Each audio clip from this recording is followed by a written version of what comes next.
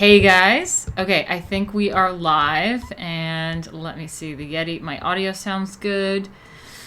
And welcome. It's Wednesday, so I'm doing interviews today, and today we have two people. And I was just telling the first guest I like to do this because there's always the same few faces that are heard and seen in this whole internet Twitter sphere. And it's there's a lot of other interesting people that have things to say, and I want to make sure we feature them. So today I have Mr. Schwab. Is that what I call you? Yeah, or Seraphim. Seraphim, I like that. That's like a biblical thing. Yeah, so he was asking, what do I know about him? He just reached out to me when I posted on Twitter about people that want to do interviews, and he had something really interesting to say. It was about what do you call it? State sponsored child trafficking. Yeah, state-sponsored. Actually, it's really state-sponsored human trafficking Right. because on this, mainly we had focused on the child trafficking aspect, but just as my view has evolved about what these people are doing with children, I understand that it's much broader than just children. They're trafficking the elderly, they're trafficking disabled people, anyone that's vulnerable that should be able to get help and assistance from these state agencies if they're targeted becomes a victim of trafficking. And it's just horrible story after horrible story that we've advocated for families, and my inbox and phone and email, because I was foolish enough to put my phone number on the internet, Oh just no. blows up, with Yeah. people asking, what do I do? And we need help. And I realized that this truly is an epidemic that's being ignored by a large majority of Americans, and definitely being ignored by politicians. I've never seen so much corruption on an issue in my life. Wow. It's crazy. Yeah, so I mean, I thought that this sounded really, really interesting, and I was like, yeah, let's just chat about it. This is the type of stuff that, I mean, if it's not a really big deal in the press and in the media, it gets overlooked, and it's a really, really serious thing. But I see some people in the chat. I just wanted to let you know we're going to talk about this really, really important issue right now. But in about an hour, we'll wrap this interview up, and then I have someone else, and we're going to talk about aesthetics and the betrayal of aesthetics and Christianity with aesthetics and stuff like that. So Nuke and you artsy people, if you're really into that, please stick around, stay around.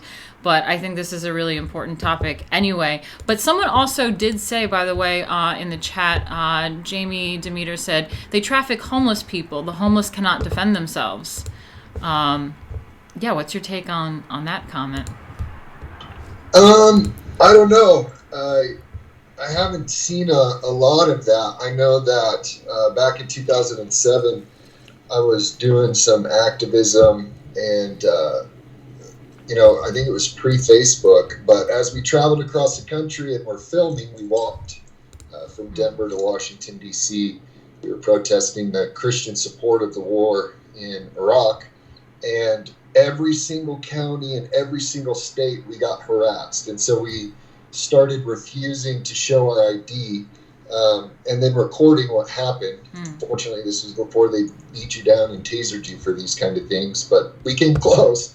And then that video got shared. I think it's had millions of shares of all our various interactions, and it seemed like wherever we went and stopped, they assumed we were homeless, and the police would come up and harass us and threaten us. But in terms of trafficking, I don't know exactly what they would mean by that. But I will say, if anyone does ask any questions as we continue talking about the subject, no question is off limits. Yeah. I mean, it's just interesting stuff, and sometimes people in the chats have some really interesting points to make. But yeah, let's backtrack a bit.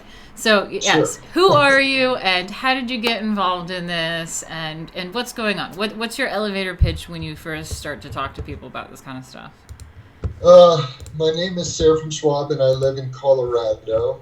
And your government is trafficking children, and elderly and disabled, and they do it in state agencies, through state agencies, under the guise of child protection or adult protection, and it's epidemic because a lot of people don't know what's going on. These courts operate in secrecy. They are civil proceeding, and so you don't have the same rights and protections.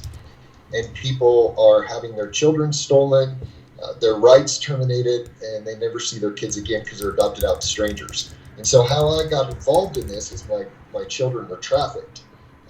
Back in 2015, my wife and I were moving back to Colorado. I worked for the Department of Veteran Affairs, and we were living in the state of Kansas, and our marriage was in a free fall. And we decided we wanted to move back to Colorado, which was our home, and access medical cannabis. I'm a disabled veteran, and as we were leaving the state, my in-laws kidnapped my 6 children and took them to a county where I grew up but did not live, and just basically told the police that my wife and I were on a drug binge and we had abandoned our children, and they all knew it was false, including the police. They saw an opportunity to try to go after my family for some personal vendettas, Right. and they had a secret hearing and put my children into police protective custody, which then initiated a 3-year legal battle that took us all over the country. Washington, D.C. I went on a 21-day hunger strike on the Kansas Capitol, where I was arrested, imprisoned, threatened to be locked up in a psychiatric ward. I mean, these people are out of control. And so when it first happened, we, like a lot of Americans, were unaware. I mean, we knew that there were problems with whatever the agency's called in your state. In Kansas, it's called DCF. They changed from Child Protective. Yeah, I think it's CPS. Yeah. Because they had so much negative connotation and press with that, so they all started changing their names. And but when they took my kids, I thought, we're just going to present the evidence. We're going to get our kids back. Right. No big deal. This is a family issue. These people lied. We can prove that they lied.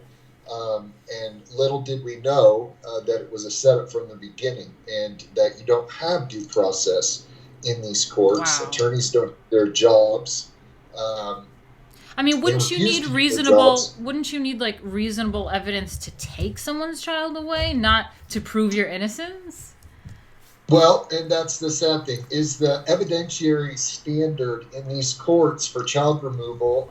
When they take them in an emergency, it has to be an extingent circumstance. There has to be imminent fear of harm to these children, and they still have to have a warrant, or at least a hearing within 72 hours. In the state of Kansas, they don't follow it, because if they take your child in secrecy and gag you in a court that you can't speak publicly, then they refuse to obey the law. Your attorney won't do their job. Right. No attorney will take a civil suit on these people, and the agencies that are tasked with overseeing their behavior and practices refuse to do their job. What do you do? What do you do? Yeah. There's nothing you can do. And until you're in that situation, people don't understand this. And so we determined to fight loudly and publicly, and ignore their court orders and ignore their attempts to gag us, and because we knew they were trying to take our kids forever. And at first we thought it was over the medical cannabis issue. In the police file, I found a snapshot of my Facebook. Kansas at that time was in a war with Colorado over their medical marijuana policies. They were suing them, and I thought, oh, these people are using my children as political pawns. And so after a year of realizing they're not going to give our kids back, and they were trying to terminate our rights, even though we had a hearing with no evidence presented. The whole state hearing on having custody of my children was pretty much one police officer who unlawfully took my children into state custody, and that's it. That was the whole state's argument. And it was the officer giving hearsay testimony. Well, the children told me. Well, the family told me. Well, I got none of that is admissible as evidence. Right. But as I was saying in these courts, the evidentiary standard is, it used to be clear and convincing evidence, which is a lot lower than beyond a reasonable doubt. Now they've changed it even worse to a preponderance of evidence. So if they just preponder, they have Wait, evidence. what does that mean? Preponderant? Like, what does that mean? It means if through their assertions and evaluations, like suspects, if they like suspect something, not even having any that's evidence. enough. Yeah, that's enough. And if you watch our show, I do a show once a week called "Behold These Truths," and I have families on there. You'll see they don't even follow the evidentiary standards. I mean, they have no evidence against us, none, zero, zip. I currently have a federal lawsuit against 29 of these people that were involved in the trafficking of my children. And that's what I was getting to is after going through it and then realizing, as we thought originally it was Kansas using our kids for a political pawn. And so we got a lot of people involved, a lot of activists involved saying, hey, I'm a veteran PTSD. I was moving to Colorado to treat my symptoms with medical cannabis instead of pharmaceuticals. Kansas snagged my kids because I found, a snapshot on my Facebook and the police report. But as we began to help other people, as our case began to get public, as we were protesting and being loud, we started traveling around the country and helping other families because that's what was keeping us alive in our hearts. Someone rips your kids away under false pretenses and you have no recourse or due process. Yeah. It's a horrifying thing. And I seen the same thing going on in all these different states where families had their children ripped away for false allegations. No evidence was ever presented. And then DCF actively sabotaged any reintegration with these children. I thought, I'm missing something. I am missing something here. I don't know what it is. So when we went on the hunger strike, we started getting contacted. We had people drive from as far as Georgia to come sit with us. And it was all through the grace of God and a series of mistakes that Kansas made that I got a permit to sit on their Capitol steps for 30 days. Oh, wow. And so we did. And I started getting all these phone calls and requests for help from other people. And as I began to piece it together, I realized there's something more sinister going on here. Each state has different laws, but there's symmetry between all of their abuses, their civil rights abuses. So what are they doing it for? And that's when I found out about the Title IV federal incentives. Okay. So basically, no, yes, no, yeah, no. I was gonna say, ramble, man. I'm sorry. No. I want you to ramble because I have nothing to say. I don't know anything about this topic. I don't even have questions prepared. But yeah, no. My next go-to, which is I think what you were getting to. Now, what is this? What is this? What mandate or Title II? Title IV. Title IV. So, Title IV under the Social Security Act is just another way for people to draw from the Social Security Fund. It was put into effect, I think, by Roosevelt, or who was it? Who did the Social Security Act? Do you? Oh, yeah, FDR. FDR, yeah. FDR, yeah. So it was FDR, and there's all these different ways that Social Security can be utilized. Mm-hmm. Well, in 1996, Hillary Clinton put in this legislation called the Adoption and Safe Families Act. And like a lot of political things, it seemed like a good idea. Right, yeah. Knowing who she is now, I'd say they should have known what was coming. But it seemed like a good idea because there were these children that were languishing in like group homes and orphanages. And it was incentive money under Title IV E and D to get kids through the system and into a permanent home. That's why it was called the Adoption and Safe Family Act. So basically, if a child was in foster care, they received incentives for payments every month that those childs were in care. If those children received any special services, or if they were on medication, or if they were classified as special needs, they got even more incentives, the states. And then the final incentive came is if the state adopted the child out to strangers, not to kin, they got one last gigantic bonus, which I think some people have brought the tally out to about $100,000 a kid as they go through this system. We have 500,000 children in foster care right now, so do the math. It's $1 billion industry. Wow. And so what you're saying is that, like, when people get put into these homes, the homes of the state makes money off of it? Both. the fraud is ginormous. It's not only these homes, we have doctors engaged in it, Wow. engaging in Medicaid fraud because they're getting all these patients from the system. We have psychologists that are misdiagnosing and over medicating foster Yes. children. 25% of, I think it's 1 in 4. I actually think it's higher, but foster kids have a much higher rate of being drugged than children nationally. And they found we believe it's because they get a higher federal payout for kids that are classified as special needs. So they have these psychologists that know what's going on. Right. They work with the system. They falsely diagnose the kids. And so there's a payment structure. All anyone has to do is Google Title IV, Adoption Safe Families Act, money for foster cares. And people say, oh, we're not in it for the money. I'd say you're a liar. And if you're not getting money, somebody is. So even if they're jacking you and you're not getting money for these foster kids, the state's getting money. Just like a lot of people don't realize, when a state collects child support, the federal government matches dollar for dollar. So if they collect $500, they get $500 from the feds of your tax money. So it's incentivized them going out and enforcing these child support laws. Well, it's the same for the children in custody. But what the problem is that they've learned to traffic these children. So they've learned to target high-risk and in-crisis families. They've learned to manipulate the legal system so that by the time parents figure out that they are being railroaded, it's too late through various ways, and I can go through that. And then they're disqualifying kinship placement. So let's say it was your nephew. And you said, I want to take my nephew. I don't know what's going on, but I'm going to take my nephew. And then they say, okay, well, we need you to take this class and we need you to do this evaluation. And then they'll come back and say, sorry, you're disqualified. You got a DUI 20 years ago. You cannot have this kid.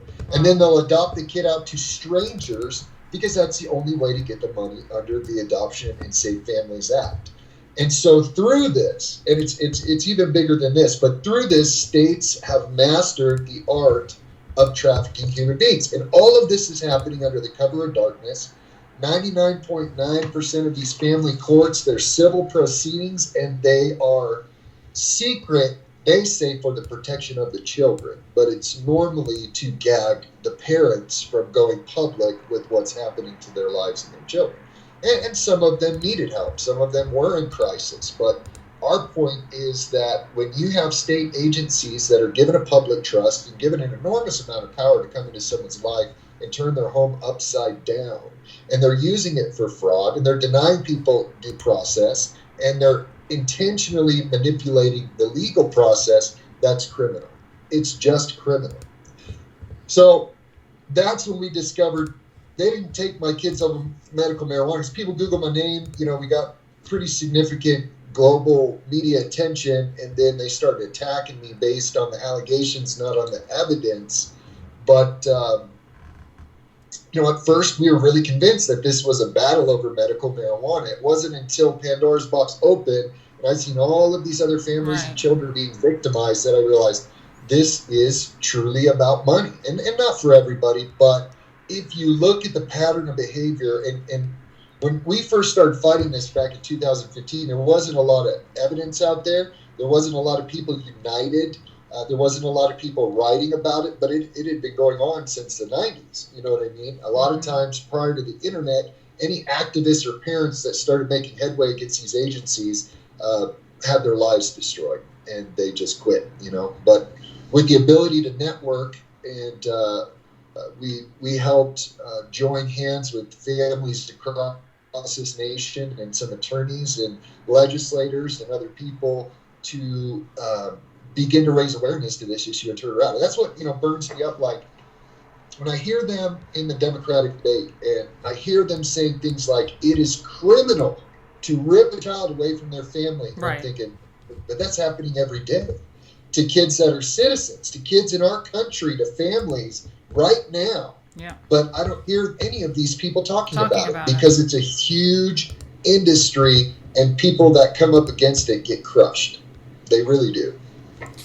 Yeah, I mean, and this is why it's just such an important thing to bring up and talk about. I mean, there's so many issues going on in the world, and when there's something really important like this, and I understand. I mean, this is so impactful in your life, you know, and if you feel like you're not being heard and no one cares and no one's really looking into it, it's like so traumatizing. So I mean, the more we can share and talk about this, so guys, like, check out some of his stuff. Let me bring up the Facebook too, by the way. I don't know why it's not loading. See, look, they're playing with us, man. It's not loading. I've tried refreshing this page numerous times. It doesn't load. But we are being blocked by Facebook, which shows me how deep the rabbit hole goes. Because we don't really get hyper political. It's both people on this page both sides of the fence doing this. But yeah, there's also the YouTube. So it's We Hold These Truths. I think I found your page. It looks like you on here. You and your wife. So yeah, we live stream on Facebook, Twitter, and YouTube all at the same time. Okay. Usually it's on Sundays at 7. And then we have a group, if you can access it, because we are being actively shadow banned. And it's Free the Schwab Children. Yeah, it's the page that we utilized while we were fighting for our kids, but now we use it to fight for other people's kids and try to turn this system around. Yeah, it's crazy. But let me give you an example. Yeah, go ahead. Go ahead. I'm sorry. Oh, no. Yeah, I want your viewers to understand the horror show of this. Now, this is a case that I actually worked on. The family in Alabama was ordered by the judge not to have contact with me, which is so funny because I'm nobody.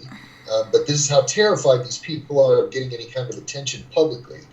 So back in 2016, I got a cry out from a family, and that's where I met the guest I had last week, Terry LaPointe. She's a journalist who's covered a lot of these issues.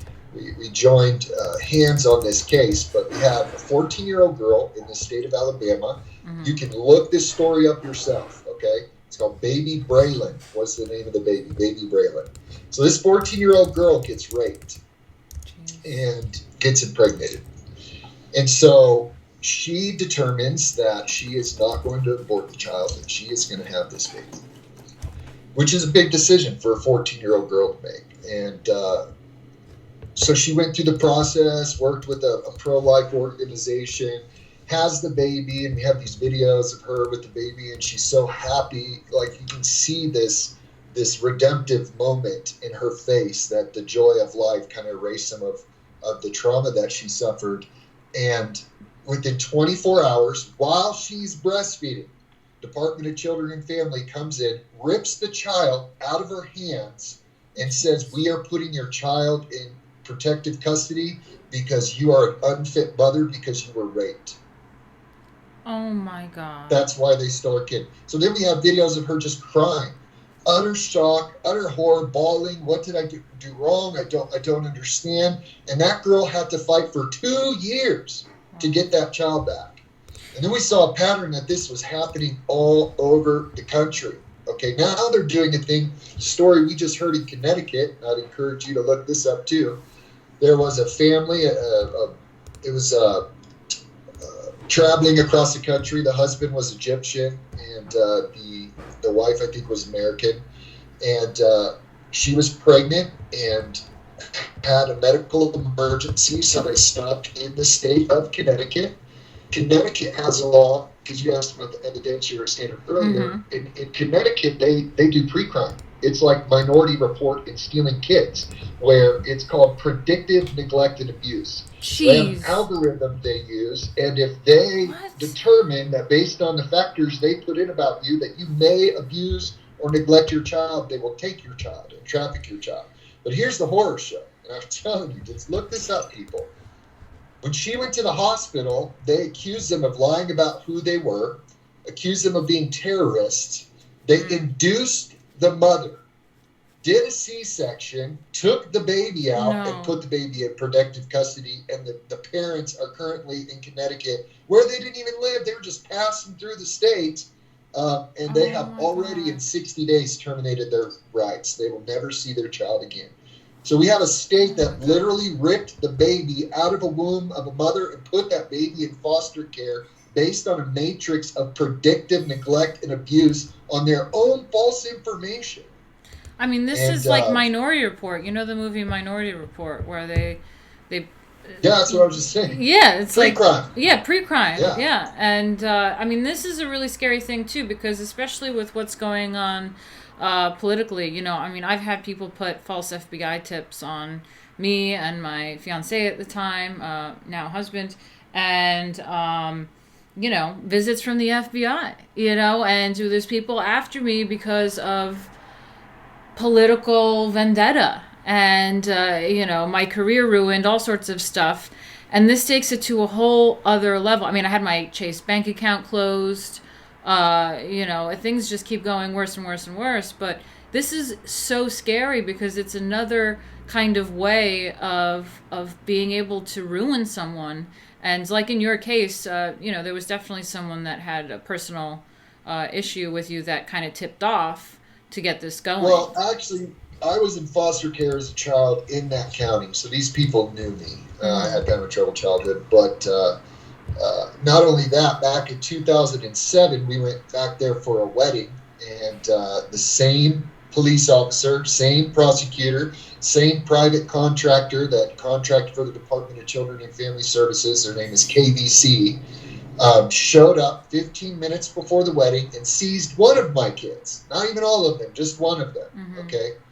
We were traveling just back there. They didn't have jurisdiction. They took them anyways. Well, that was when we were walking across the country. So I had already been like giving videos to Alex Jones of InfoWars, and I'd been a guest on the show a few times. Okay, great. And so I called him immediately, and I was like, hey, man, they just stole one of my kids. And so he started doing shows on it, and then they brought us into court and said, Mr. Schwab, if you go on the radio one more time, we're going to terminate your children forever. We're going to take your other children from you. And I said, you want to bet? Went right back on the air, called Alex up. So all this pressure got put on them, and then the judge just said, we don't have jurisdiction. After 45 days, he gave my child back.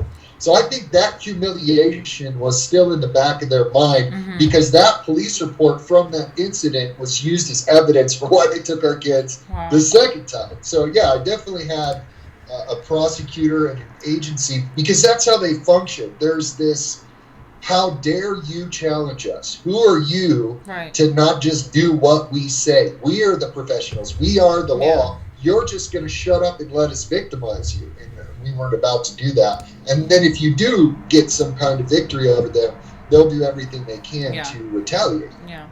I don't know if you heard about that senator in Arkansas that was recently murdered. But both her and a senator named Nancy Schaefer, I encourage people to look them both up. Nancy Schaefer, it is believed, was murdered for exposing this about 9 years ago. She was found in a dead with her husband. They said it was a murder-suicide, but the gun wasn't even on the scene. The gun they found on the scene wasn't the same caliber that killed them. Even their own kids, I've talked to their children, said they believe Nancy was murdered. She did a bunch of lectures on child protection services trafficking kids. And this was back before the internet was really used for people to connect in terms of activism.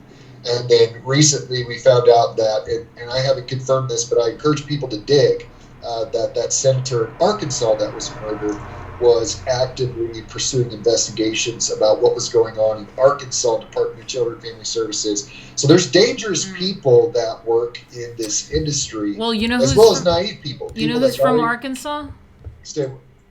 You know who's from... Say what? You know who's from Arkansas? Has roots in Arkansas? Bill and Hillary Clinton. That's right.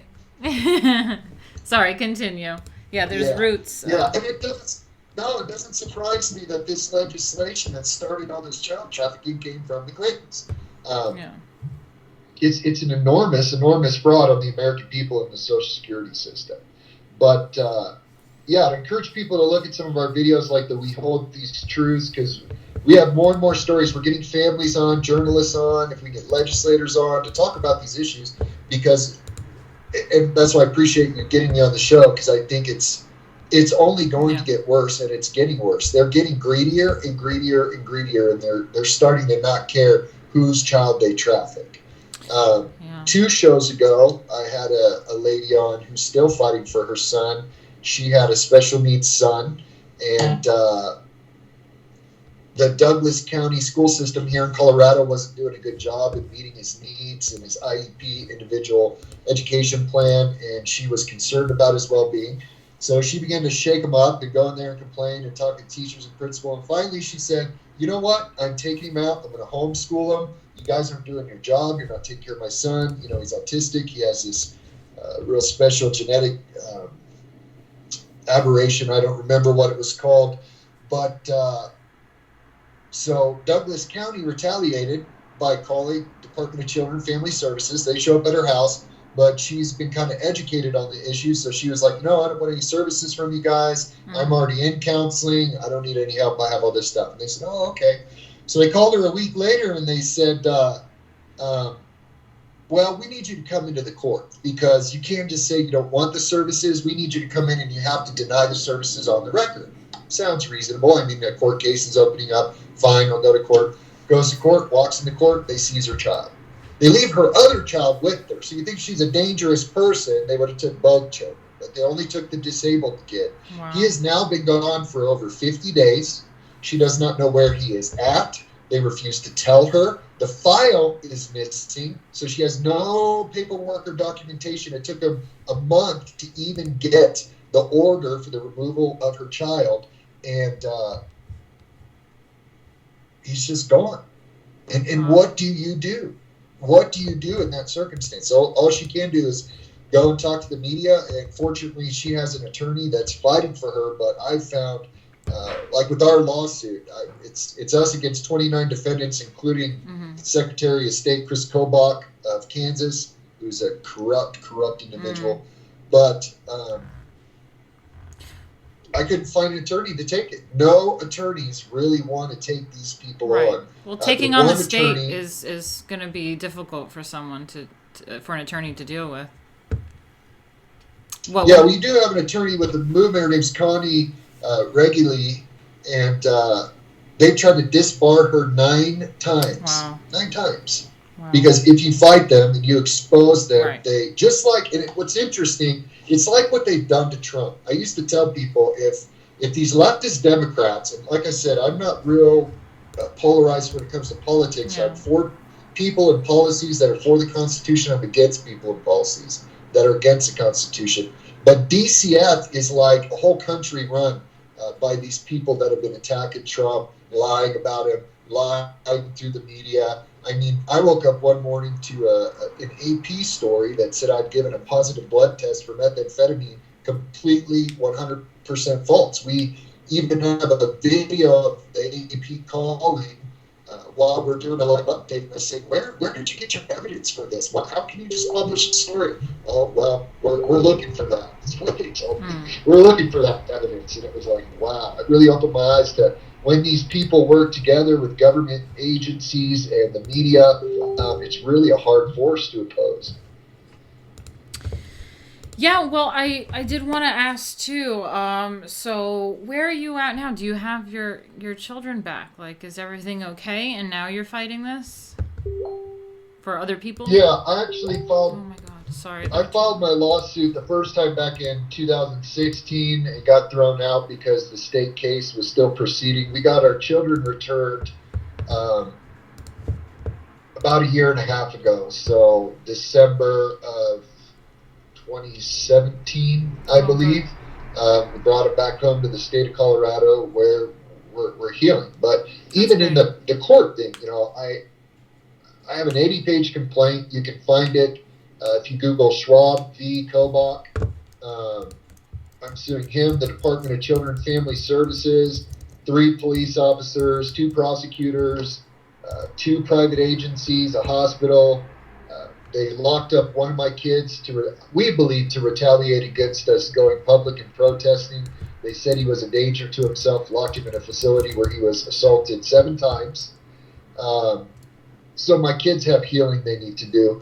But, we've been sitting on this lawsuit for almost a year, and they're not doing anything. All the pleadings on their motions to dismiss were filed in February, and they're still just sitting on my lawsuit. So it's hard to get justice when you can't even get the mechanisms for justice to work and do their jobs.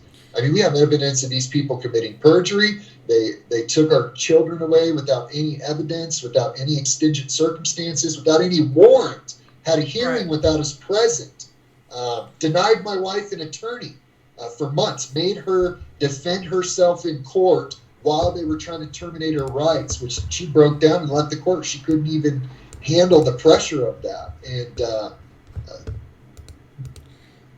it's got to be changed. It really, really has to be changed. And my encouragement to people would be, do some research on this issue. Mm-hmm. Don't believe that if the government just comes and gets involved in a family's life that they must deserve it, that something, because these people have a habit of making horrendous allegations and then there's zero substantiation. We even got the 6 months after they took my kids, we got the result of their own investigation, which determined the abuse and neglect, though they just said it was neglect, emotional neglect is what they called it, was unsubstantiated. No clear, convincing evidence. I call them up and say, hey, come to get my kids back. And they say, no, it doesn't matter. You're not getting your kids. That's crazy. Yeah, I mean, there's like two things. Again, to go back to like, now why? Okay, so there's money incentive for people to take on these kids. So the more kids you can pull and put them into this kind of care, the more money it is per kid. Okay, that's certainly an incentive, but definitely on the upper levels of it, between the lawmakers, judges, all these people, I mean, what do you think is the root of this? What is going on? I mean, do you think there's some child sex trafficking involved in any of this, or is it just purely money? Definitely. I don't think I know. If you just look at the current State Department's report on human trafficking of 2019, they say that in the United States, the majority of sex trafficking victims come out of foster care. Yeah. Why aren't we drawing up that source? Everyone talks about human trafficking, and they got the statistics that they're 70%. Some say 80%. So that means 8 out of 10 sex trafficked individuals came out of foster care. 80% of people in prison had some kind of contact with the foster care system, either being involved in it or being a foster kid themselves. The statistics on what the system does is crazy. But as for the reasons, that is another issue, is it's hard to there's so many competing forces. There's greed, like you said, there's money.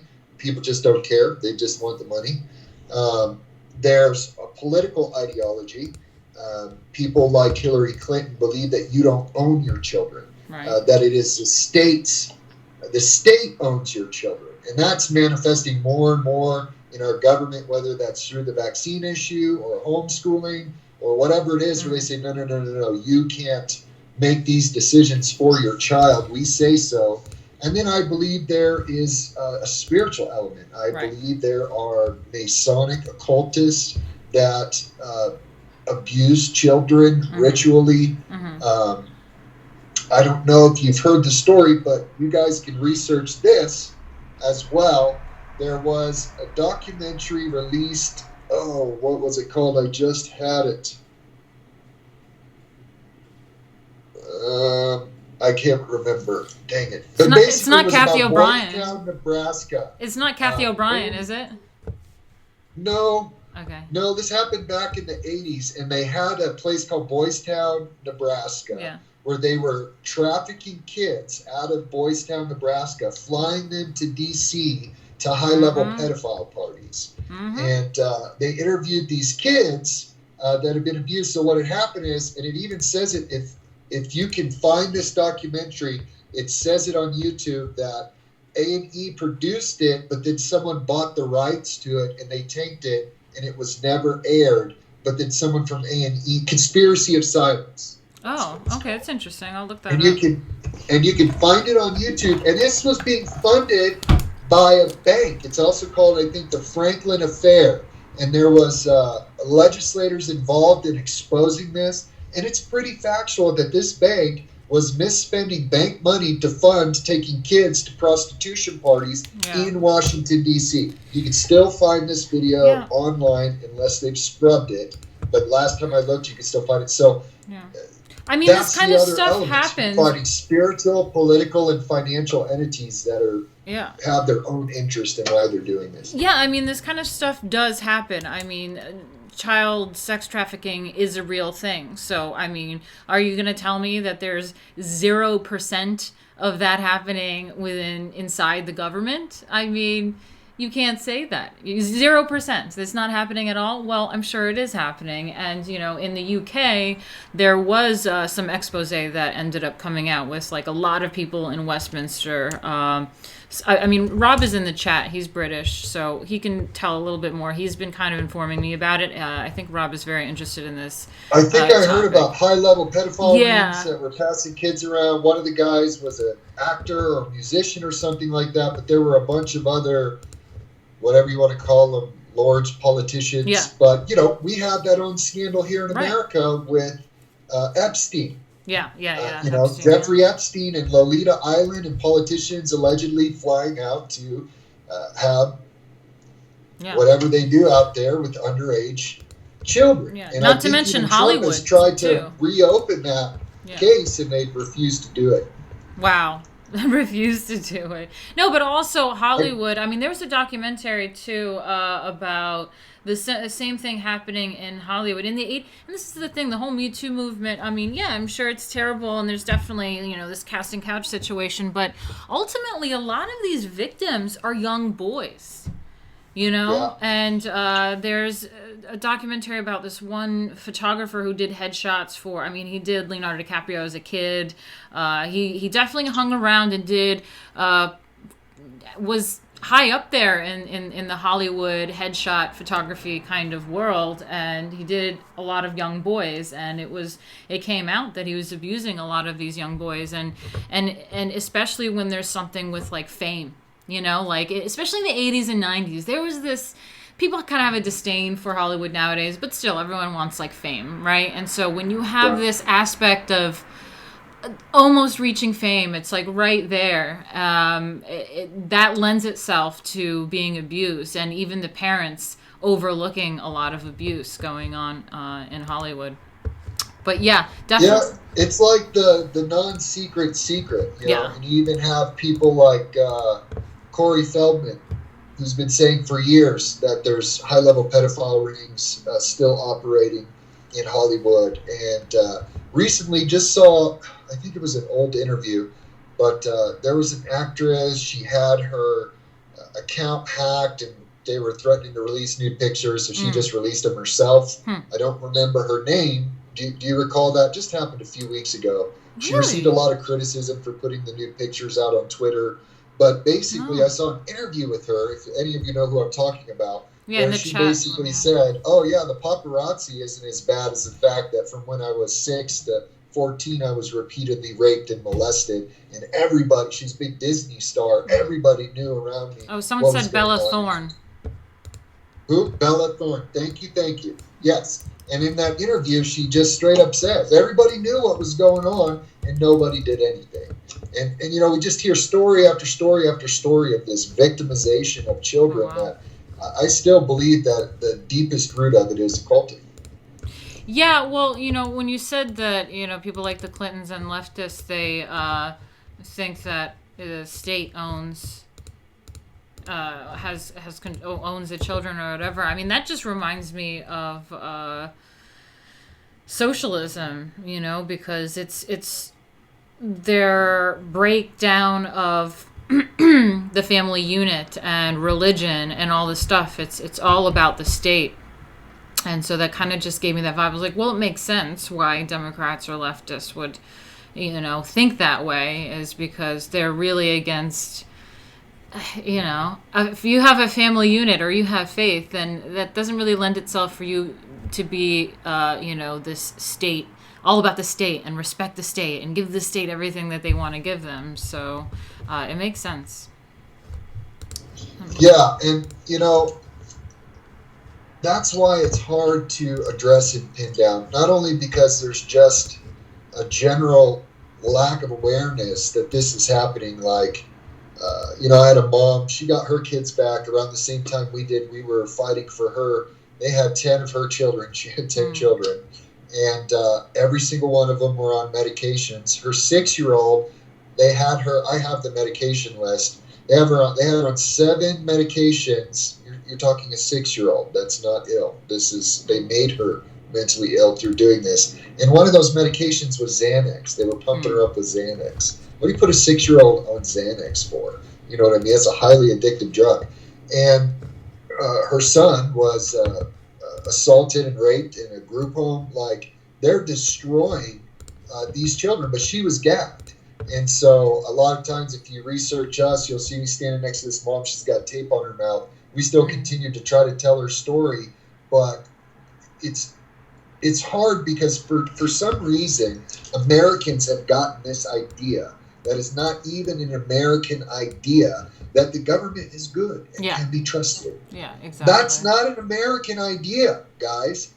The whole point of checks and balances is that the founding fathers understood that inherently people with power tend to be corrupted and abuse that power, and we have to be able to check that power as citizens, whether it's your freedom of speech or the Second Amendment or the right to assemble or the right to petition our government for redress of grievances. All of those things were about abuses of power. And so when I go out and I try to talk to people, well, if government came in there, then they had to have done something wrong. Look, man, in these kind of societal changes where it's turning more statist and leftist, no, you don't. You know, go read Gulag Archipelago or something from Romania, communism, or something that shows you that once we start turning this direction,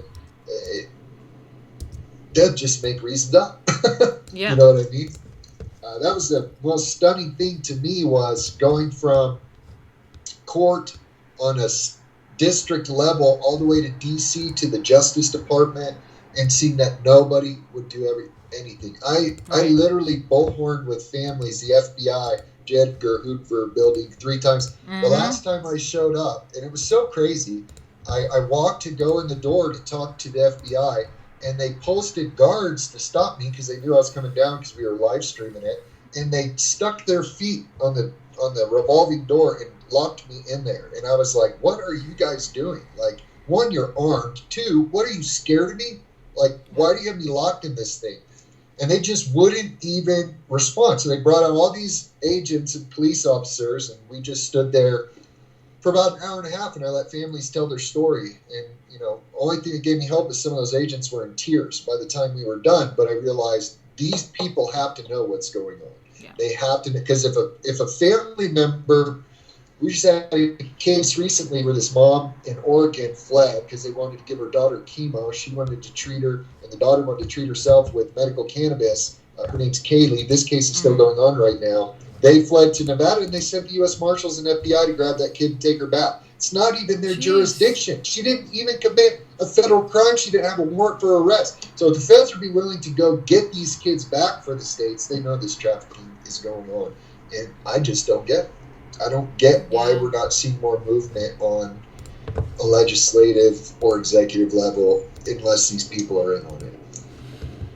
Yeah, no, I agree with you. It's there's something deeper going on, and it would really be fascinating if, you know, we have some citizen investigative journalists, or if anyone interested in this stuff. I know that when I spoke out about it, I got labeled as a Pizzagate conspiracy theorist. Every media outlet labeled me that. I got, you know, even my own conservative outlet got rid of me kind of because of all those smears that the left-wing media were doing. And I was like, why aren't you defending me?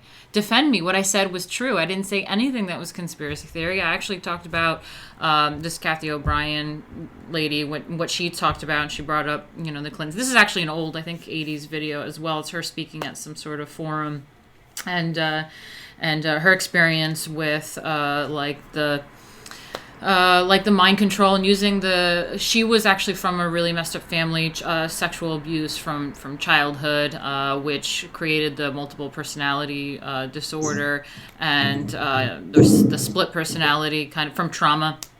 And then the government, they found out that her father was, you know, involved in this like kind of kiddie sex stuff, and said, hey, well, give us your daughter, and you'll be fine. You're not going to get in trouble.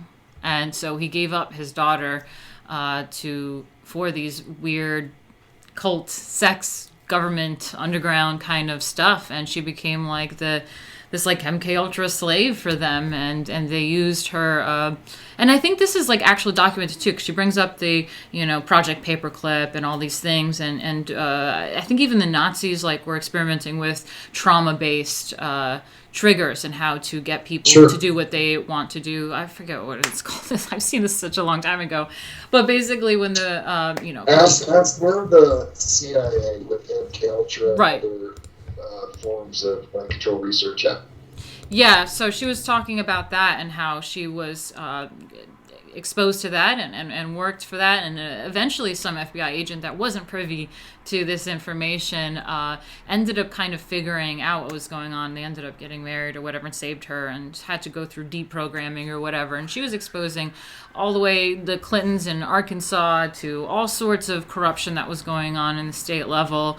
So I just talked about that objectively, about what she said. I was like, well, Kathy O'Brien has this thing. You guys should look into it, because a lot of the times, when we look at headlines on Twitter and whatever, it's like, it's all just recent stuff. Every day goes by, and then people forget what happened yesterday. People forget what happened last week, Yeah. And so it's important to kind of go back and do that research and the due diligence of seeing, this trails way back. This isn't a modern thing. This isn't something that's only now we can look up. It trails far, far back, and the technologies are different, and the methods that they use are now different. And so it's interesting to piece that together, and that's all I was saying was like, it'd be interesting to piece it together. And this was when the Pizzagate stuff was at its highest, and that's why I labeled it my Pizzagate video, and I said, well, my 2 cents on that is nothing conspiracy theory, no comment ping pong conversation at all. All I said was, in 2014, when I went on the deep web, I'm sure you're familiar with the deep web, right?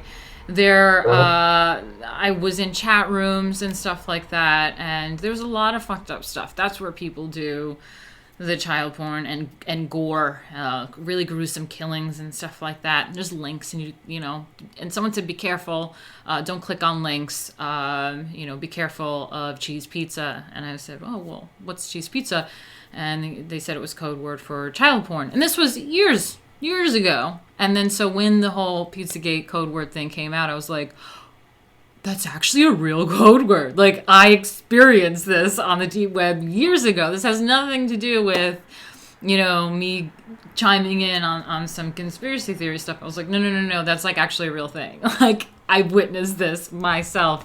But the media just slandered as a conspiracy theorist, and it tainted my reputation, even with the right, and no one would defend it. And I mean, Joy Reid on MSNBC, Vanity Fair, BuzzFeed, every single media outlet you can think of just wanted to smear my reputation. And I was pissed off, because this is an opportunity. If you're on the right in media, look into what I said. Not just to vindicate me and say, no, you lied. But actually what I was saying, I was trying to say, no, what I talked about is true. Look it up. And I said, look, there's been arrests made from, I'll show you one. There's, let me bring this up, in New Jersey. Well, even the yeah? Sorry, go ahead. No, go ahead. Well, I was going to say the pedophile ring in the Pennsylvania Catholic Church was huge. 300 and something priests, and that came out after, the Pizzagate fallout or whatever. There have been murders associated with potentially the exposing of that ring. Yeah. And then it finally, blew up. You're talking, if you go read what they were doing, these priests, and I don't want to get too vulgar, but they were sexually abusing kids on the altar, like putting semen on the Lord's body and blood and forcing the children to eat it. These are all in the legal documents. That's Nobody so talked about it. Right. It was pure Satanism, and yet they said, Pizzagate isn't happening. But that story broke after that whole Pizzagate scandal. Right. And it's just one pedophile ring after another pedophile ring, and Epstein, and the stuff happening in the UK. I think one of the higher royalty has been caught up in some of this stuff, and people just go, it's not happening. Yeah, and Okay, well, there's plenty of evidence that it is. right, and this story also came out a little after. It was in 2017 about a Cheese Pizza post. There's an officer arrested for child porn after a Cheese Pizza post that he did on Craigslist, and he worked at some correctional facility or whatever. And so this is what I was sending to my employers and to the left wing media. Is like, no, it's real. See, there's even legitimate arrests made about this, and I didn't get vindicated, and it's upsetting. But ultimately, my issue was, like I said, look into what I was saying. And also the left, you trying to point the finger and smear anyone that talks about this as a conspiracy theorist, you're allowing this to happen now. Now Exactly. you are It's complicity. complicit in this because you are more interested in slandering my reputation because of my politics instead of taking what I'm saying seriously. So, yeah. Well... If there's anything else, let me see what else. Just again, guys, if you're interested in this, he has a YouTube page. We hold these truths. So just go subscribe, support, share some of the videos. He's on Twitter as well. Schwab Strong.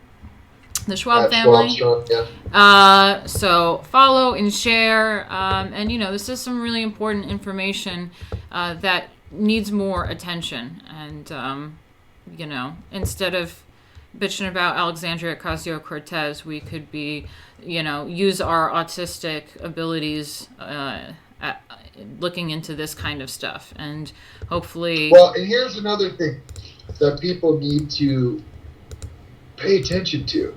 Is like they just admitted they lost like 2,400 migrant children or 1,500. Mm-hmm. It was a large amount. That story has never came back up. Now, people to think about this. My source is the State Department. It clearly says the majority of sex trafficking victims come out of foster care. It's HHS and the Department of Children and Families that are dealing with these migrant children. They're already trafficking children from families, from American families. What do you think they're doing to migrant kids? These kids are vanished. Yeah, they're either being killed, trafficked, sold into brothels, but nobody knows where they are. And people are so worried about just attacking Trump about the condition of whatever rather than seeing that we have missing children. Right. Where are they? And we got to get people more engaged in this issue because they're making money hand over fist for one, but they're definitely victimizing thousands of dollars. I mean, we have 500,000 kids in foster care. And some, they need to be there. I mean, their families were destructive. We're not ever saying that there isn't child abuse that needs to be addressed. What we're trying to tell people is the kids that really need help are not getting help because these people are too busy trafficking kids for federal incentives, for political purposes, for satanic purposes, and it's not going to stop unless we stop them. And the more people ignore this issue, it will come to your door. I don't know how many people called me and they don't have any issues. They don't have any drug addiction problems. They had an angry ex-spouse or something that initiated a ball rolling on them and they lost their kids. Okay? It can happen to you even if you think you're a good parent. They take kids from good parents all the time. In Kansas, 96%. 96%. So out of their 7,500 kids they stole, 7,300 something, I don't know what the math is, but it's over 7,000 of those investigations resulted in an unsubstantiated finding of abuse or neglect. And they admitted that when they were fighting with me in the press. I was like, these allegations are even unsubstantiated. They said, oh, that doesn't mean anything. Okay, then why would we even do an investigation? Well, when the numbers are 96% and Indiana's like 86%, Texas is like 92%, and that's telling me the large majority of these kids are being taken from homes where they couldn't even prove any type of neglect or abuse. But for whatever formula they're using to target families, they're successfully taking these kids. And they're ending up, like you said, in sex trafficking. And it just... I see these people out there fighting human trafficking, and I'll say things like, why aren't you guys addressing the foster care system? And they block me. And it's like, look, man, you can't address human trafficking without without addressing from where they're getting those kids from, right. Or people from, or they'll age out foster kids and put them into sex trafficking. So it's a really important issue, and I hope people share this video, and feel free to contact us if you want me to substantiate anything I've said, because I can substantiate it.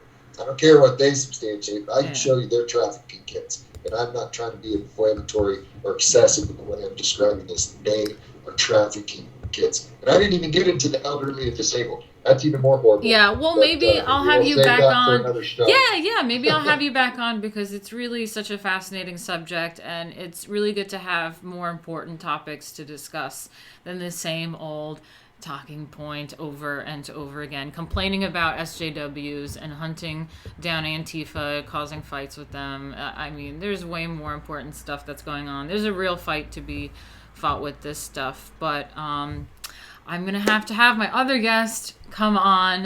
But yeah, guys, go follow and support and share. If you're interested in it, keep going down that rabbit hole. Have communication with Mr. Schwab here, and I don't know, maybe we can do something on a bigger level and make some changes. But I'd love to. Yeah. Thank you so much for coming on. Yeah, let's do it again next time. We'll talk about the disabled and elderly. Take care. Okay, bye. Thank you for listening. Bye. All right, guys, I am going to call the next guest. Let me see. Do I have to go to the bathroom? Maybe I'll do a little break? I don't know. Hold on. Oh, thanks, guys. Everyone said good guest and great interview. That's awesome. I feel like I should maybe go to the bathroom before I bring on the other guest. We're going to change the mood a little bit and talk about aesthetics, and everyone can kind of like calm down a little bit after that really, really intense subject. But again, don't just brush it by. Hopefully people start looking into this a little bit more. So hold on one second.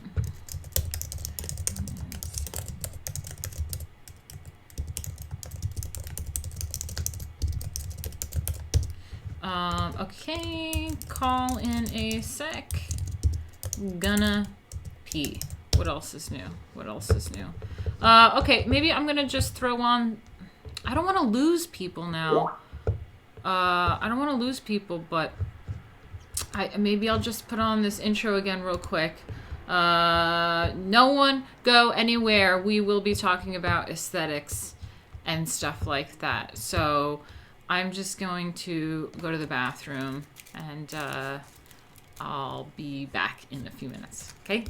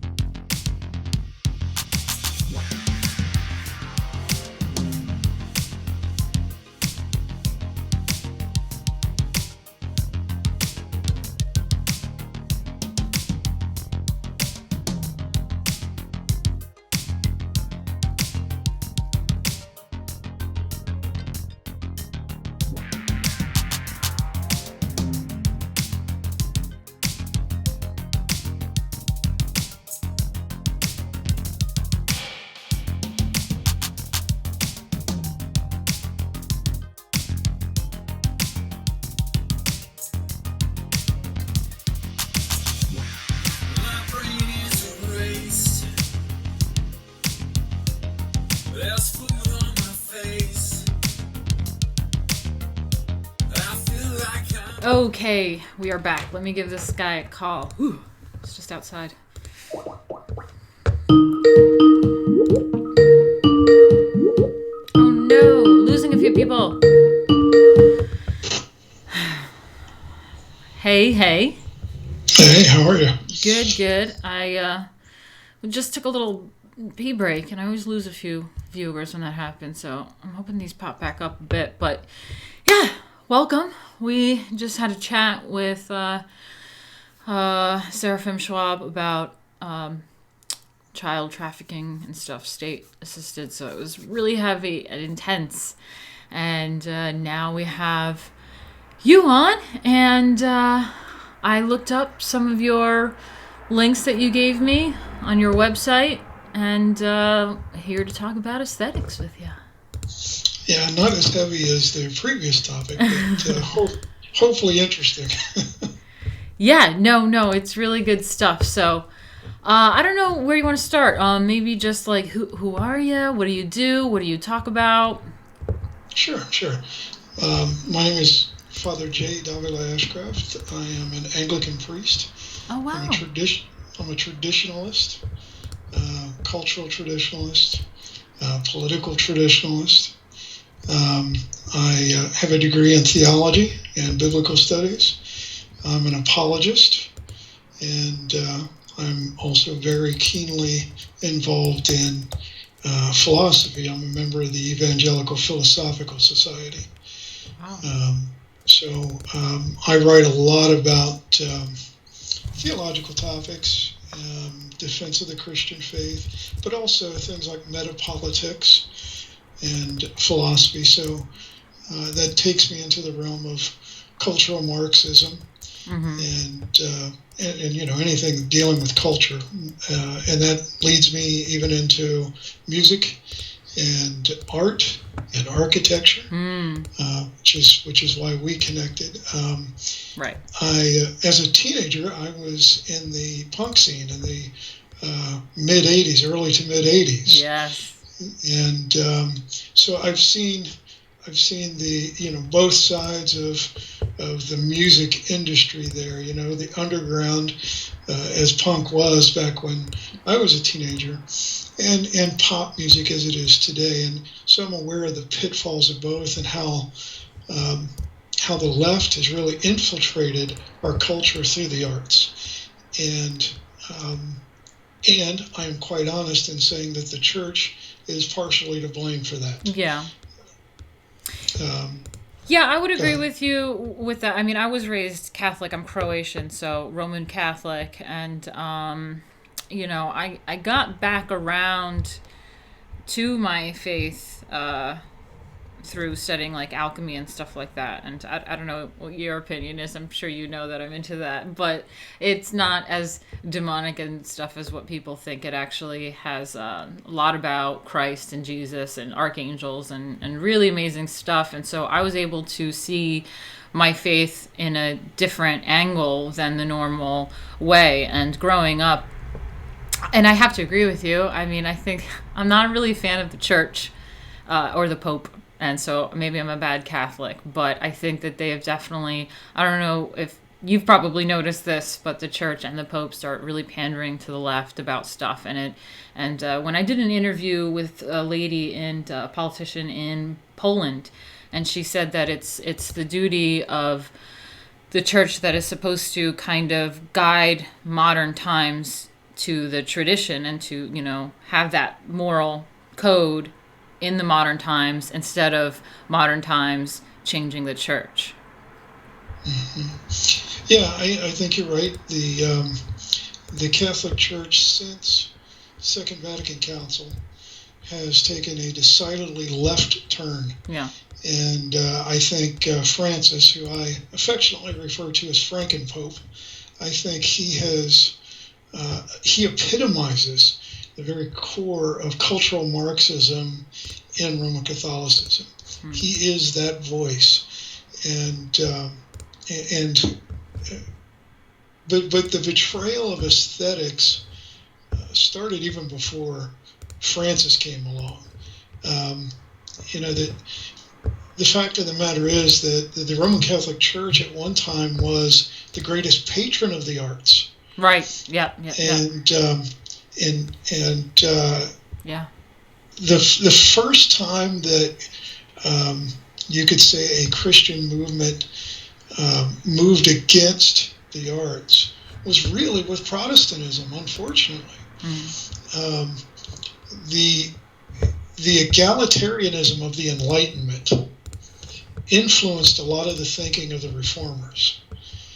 And, you know, in their minds, anybody could be a cleric, anybody could be a pastor, a spiritual teacher at that point. You know, they boiled down the apostolic succession to nothing. It was rejected, and everybody could be a pastor. And and that egalitarianism is really what we see in cultural Marxism today at its extreme level.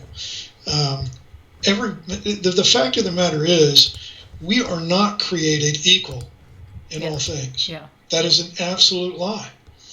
It is not evidenced either in nature nor in sacred scripture.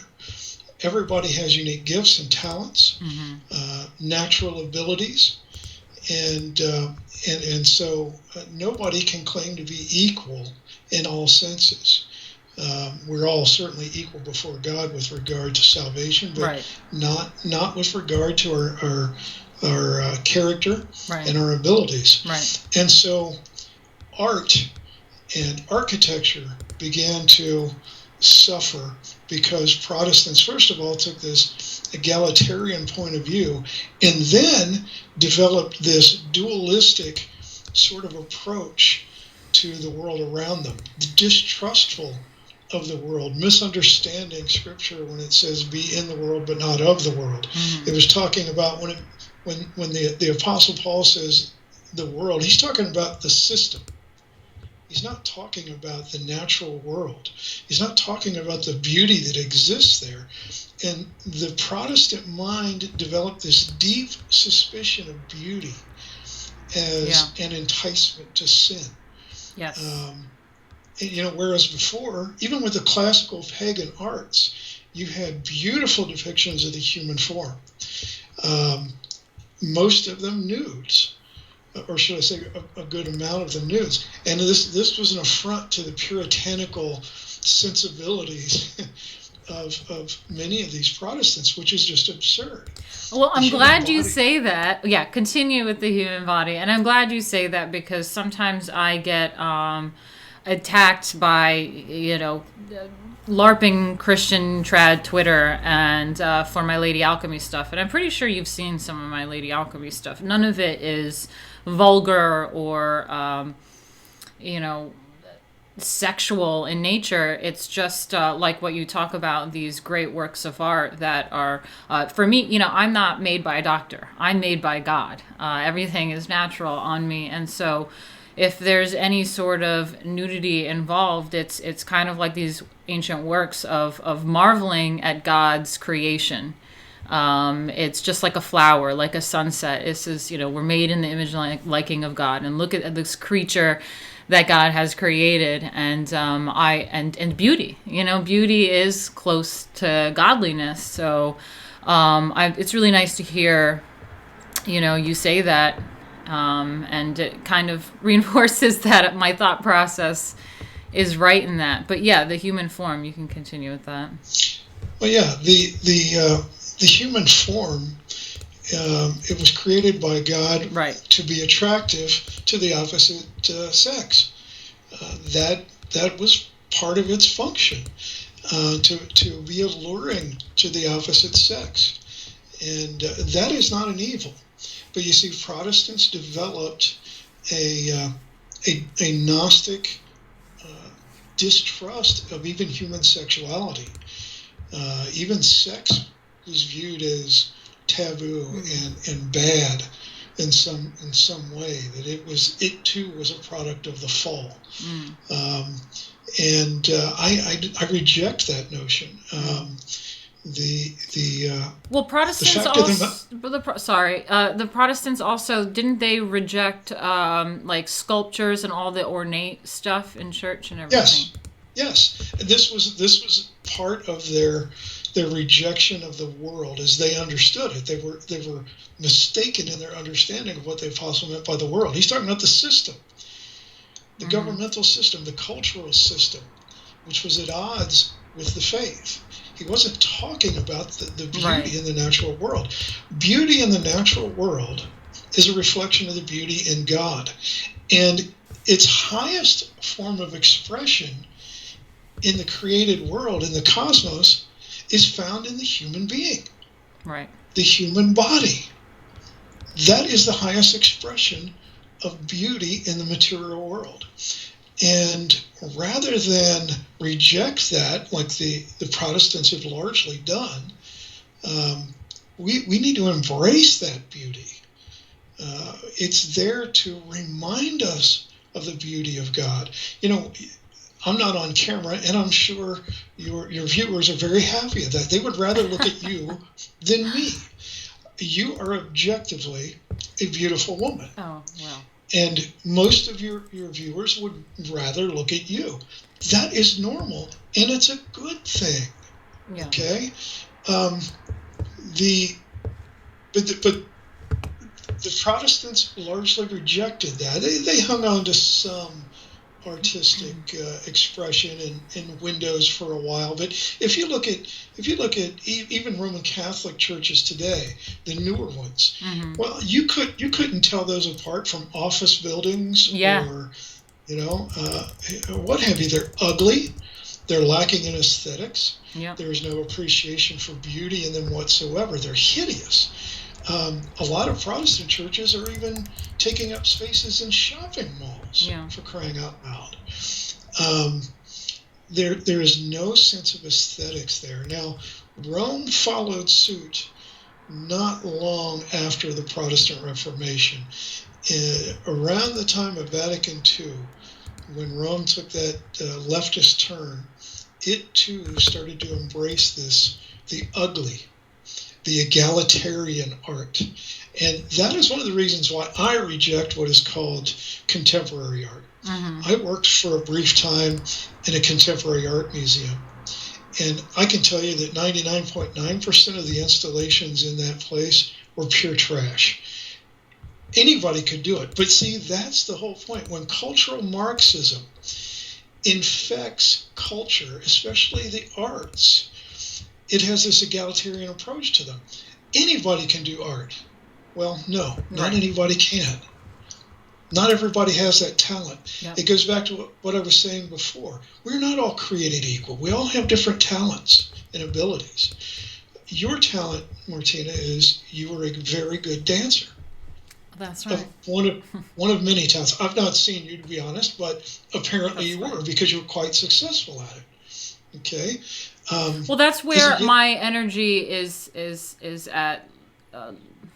I'm comfortable. That's where I feel like, when you are just in your moment and you doing what is best suits you. Talking on camera, reading off a teleprompter, talking about politics was not comfortable for me. It felt very forced. It felt very draining. But, as soon as I'm, hear music and I'm in that moment, it's like, okay, now I'm just being me and I'm being natural about it. And I didn't realize that was the case until I see other people trying to do what I do and they're mimicking me, and it's awkward. I go, oh my God, I thought that I wasn't doing anything. But that's kind of what you're saying, is that we all have our natural abilities and skills, and that's what I try to tell everyone to do. Not everyone should be an activist or has to be a journalist or a pundit. To make a difference in this movement, we need art, we need culture, we need different things like that in order to really make a difference. And we all have different skills and talents and how to do that.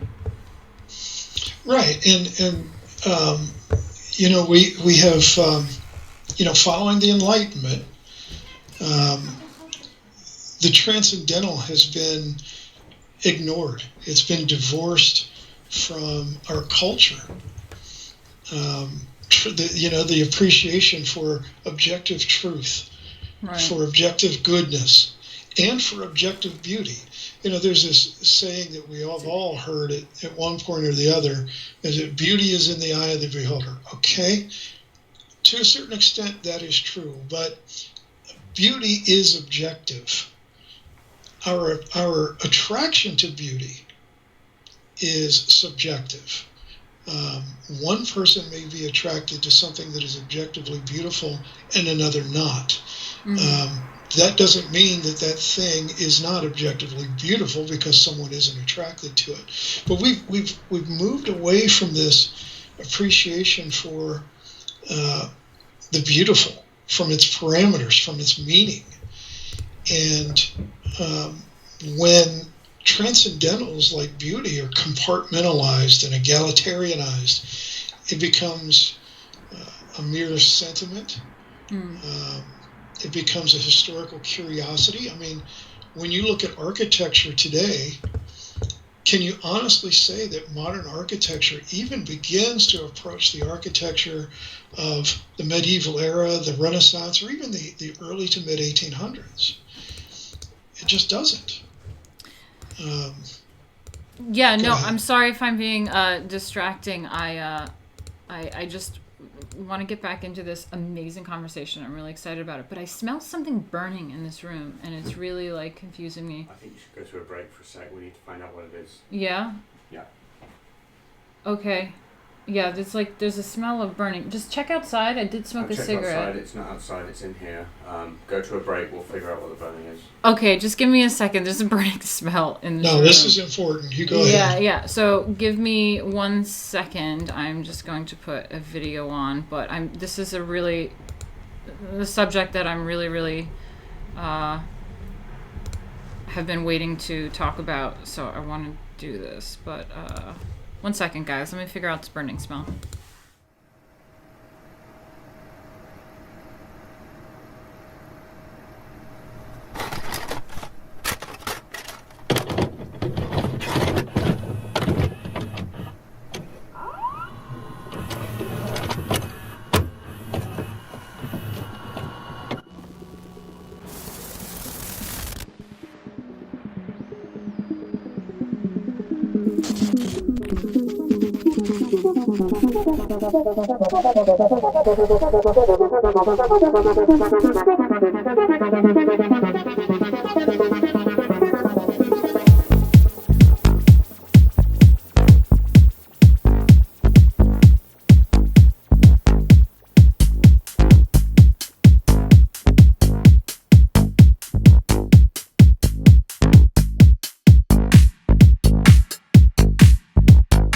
Okay, sorry about that, guys. Yeah, this is a weird burning smell, but we can't figure it out. It's only in this room.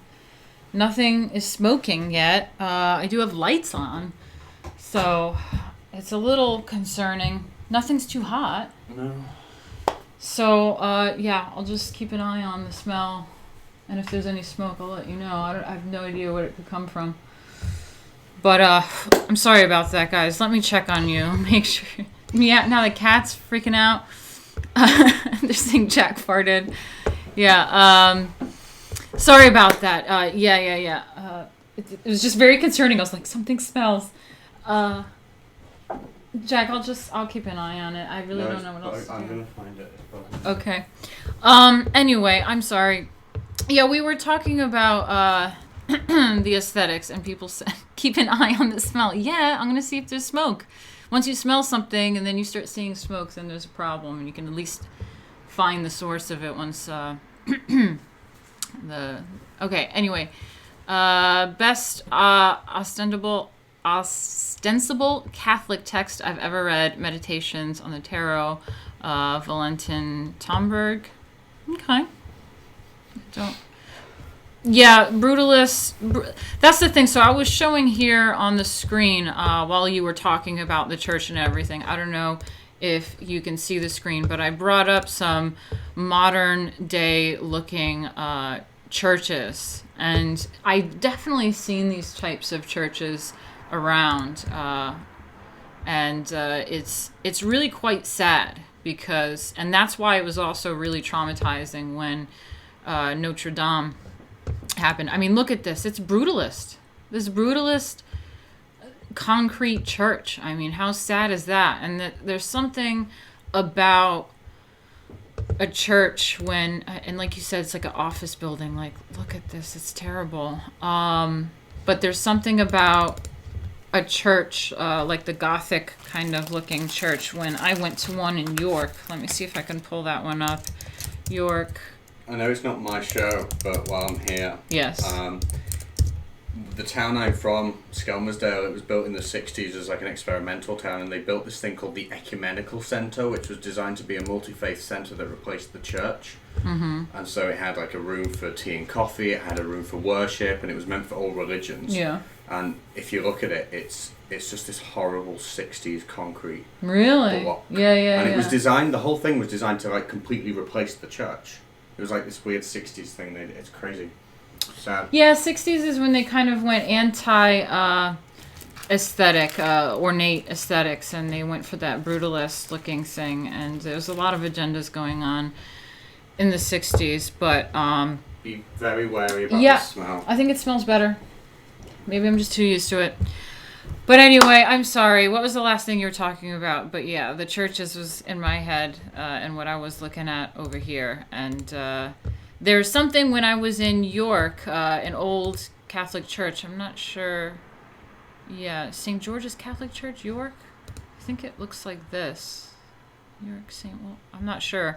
But pretty much like the inside of it was so ornate and had all of those,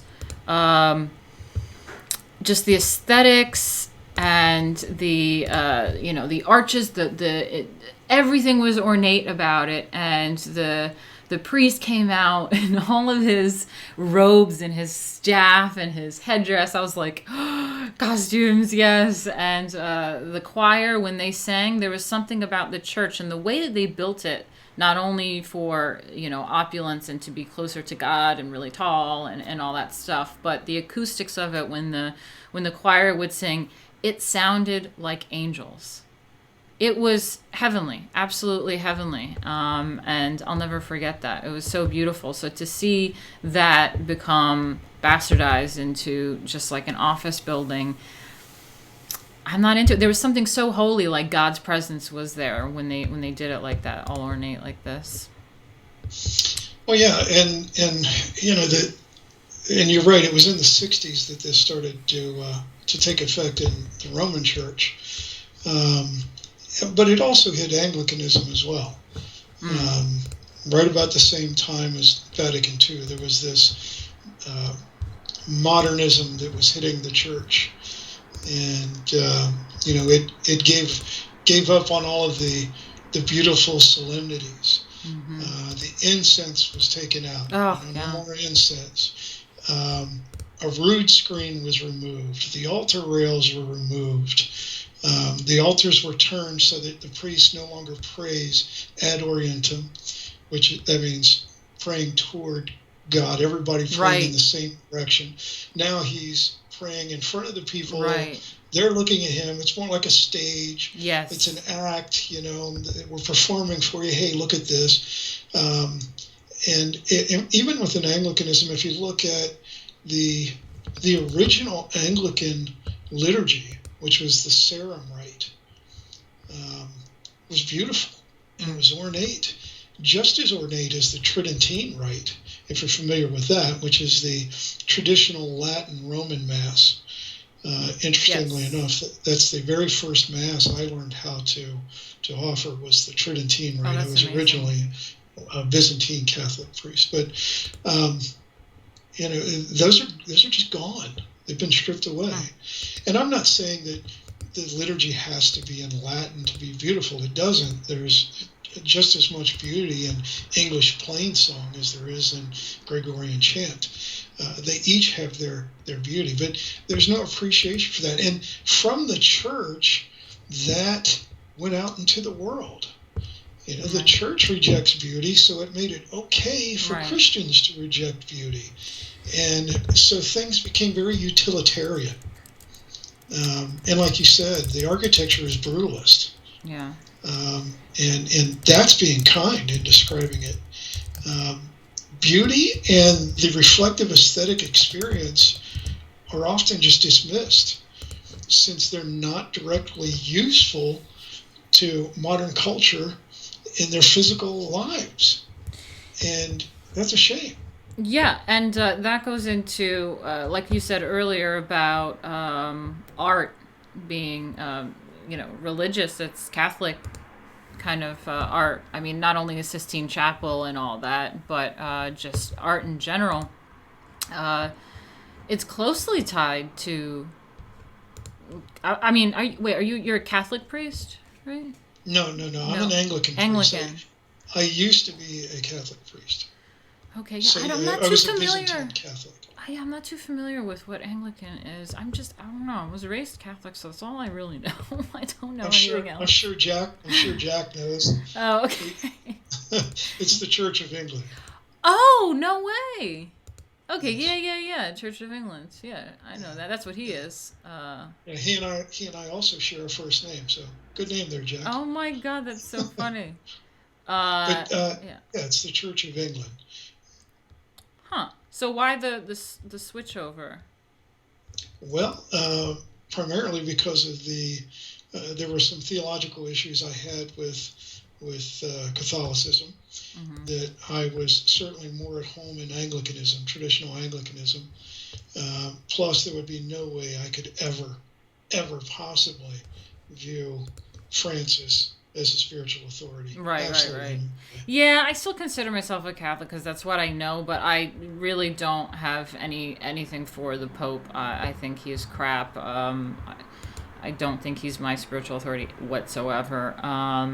He's definitely made some bad moves and decisions that I don't respect, so I don't care. I just like the deep-rooted kind of philosophy behind it in a more I don't know, esoteric way, I suppose. But this is an interesting article that I happened to come across that kind of relates to a lot of your stuff. Now, I'm going to bring up your page 2 in a minute, but it says, what happened to the Catholic Church's art patronage? And, what do you think about that? Like, you mentioned it earlier, that they used to be a patron of the arts. And when did that stop? Why? Well, I think it stopped again in the 60s when the Catholic Church adopted that really ugly contemporary art style in the interior of its churches. Art itself was utilitarian for Rome at that point.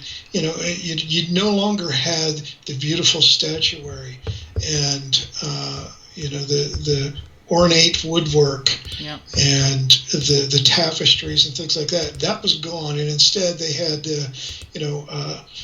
polyester banners and felt figures and stick people Jesuses on hideous little looking crosses, and things became just really hideous. And there's no reason to be a patron of fine art when you have already given yourself to utilitarian, egalitarian replacement for fine art, so-called art.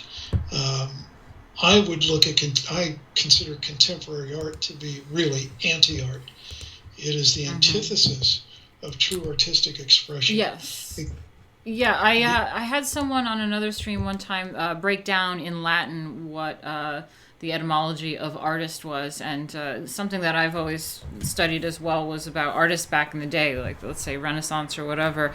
It was highly respected, and it's not respected so much anymore because people just think of like some crazy artist that does some crap and calls it art. But back in the day, art was a very, very technical, highly respected skill. And the etymology of the word artist is like a technician and something highly respectable and skillful. So at some point that changed, and it's really sad. Yeah, an artist was respected as highly at the medieval era. Yeah. For example, they were respected as highly as one would a stoneworker an architect, a physician. These were skilled people, and they were highly respected and prized and patronized because of that fact. But that's because they followed the basic 3 principles, which I outlined on my website, by which you judge artistic expression. Is it truly artistic? The first one is it has to be an accurate or substantive representation of the object. Which one is it called? Art, from divine expression to expressing depravity? No, these 3 would have been in Aesthetics Betrayed. Oh, okay, got it. Aesthetics Betrayed. Yeah. Got it. Yeah. Yeah, about a little bit more than halfway down, I list the three principles by which art should be judged, and these are timeless. These go back to at least the medieval era, and as I said, the first one is it has to be an accurate or substantive representation of the object. If you look at something like Dadaism, for example, that is not an accurate or substantive representation of the object. It just isn't. It looks nightmarish, hideous, and ugly. At least that is my traditionalist opinion of the stuff. Right. The second one, it had to be well crafted. The substance of what it was made of, the handiwork that went into it, the intricacy with which and the attention to detail with which the artist created the object had to really stand out. If you look at some of the classical sculptures and you look at the fine detail of the musculature in the human bodies, or even later sculpture. I saw one the other day. I can't remember who the artist was off the top of my head, but he did a sculpture of a cardinal, and everything was accurate on this cardinal's cassock, right down to the fact that one of his buttons was a little too tight and was getting ready to burst open. I mean, fine detail that nowadays people just look at as just silly. They wouldn't bother with that. Right. They do. And then the third, and this is perhaps the most important, is it has to inspire us to pursue a virtuous life. It has to inspire us to pursue high culture, order, beauty, the moral order, and faith. If it does none of these things, if it works against those things, then it is not truly art. It has become anti-art. I agree. Can you even say that there is any correlation between the art piece that was a contemporary art piece known as Piss Christ? Oh my God! Yes, I remember that. Yeah. Can you even say there is any correlation between that and the works of, the great artist, Michelangelo? Any of those? Can you honestly say that? No. Yeah, and I have on the screen here Bernini, which I absolutely love. He has stuff in a lot of different churches, but this particular one by Bernini is what you're talking about, the details, I love, because there's, he's grabbing her thigh, and the thigh is pressing in on his finger, and those are the little details that is just, it's like stunning. I mean, this guy chiseled this out of marble and had those fine details of the skin pressing in. Yeah, and it's beautiful because it is such an accurate representation of the object. And how can you compare this skill level and this craft with Piss Christ? Yeah, you just simply can't. We had at the Contemporary Art Center, I won't say what city it was in, and you could probably trade it with any city's Contemporary Art Center, but there was a video installation, and it was an Asian woman doing nothing more than shaving her vagina vigorously. Oh my God. We were in London, and we went to an art gallery, and I just stood there. Hold on, let me get my face on the screen. I just stopped because I was like headed somewhere, and there's this old TV, kind of like what we're in right now on the screen, and this was an art installation, and it was just like a video, full zoom in shot of a guy with a flaccid penis, just fondling it, just playing with his balls, stretching it, and it was like, I was like this whole time. This is art. Like, imagine that. Like, how hard is it to do that compared to, chiseling this out of marble for like a decade or so and carving that. Like, look at the fabric on this one. The way that he is able to turn marble into fabric is just incredible. And it's really not comparable. And I agree with you. And that's kind of been my issue in the performing scene as well, is that they all became about shock value. In performing, it was less about aesthetic. It was more about embracing anyone for being fat or ugly or whatever. And it was less about technical skill. I mean, if you were a ballerina, that was considered boring. And if you pulled something out of your vagina or, did something super shocking, they wanted you on the stage. It's like, wow, look at this new thing.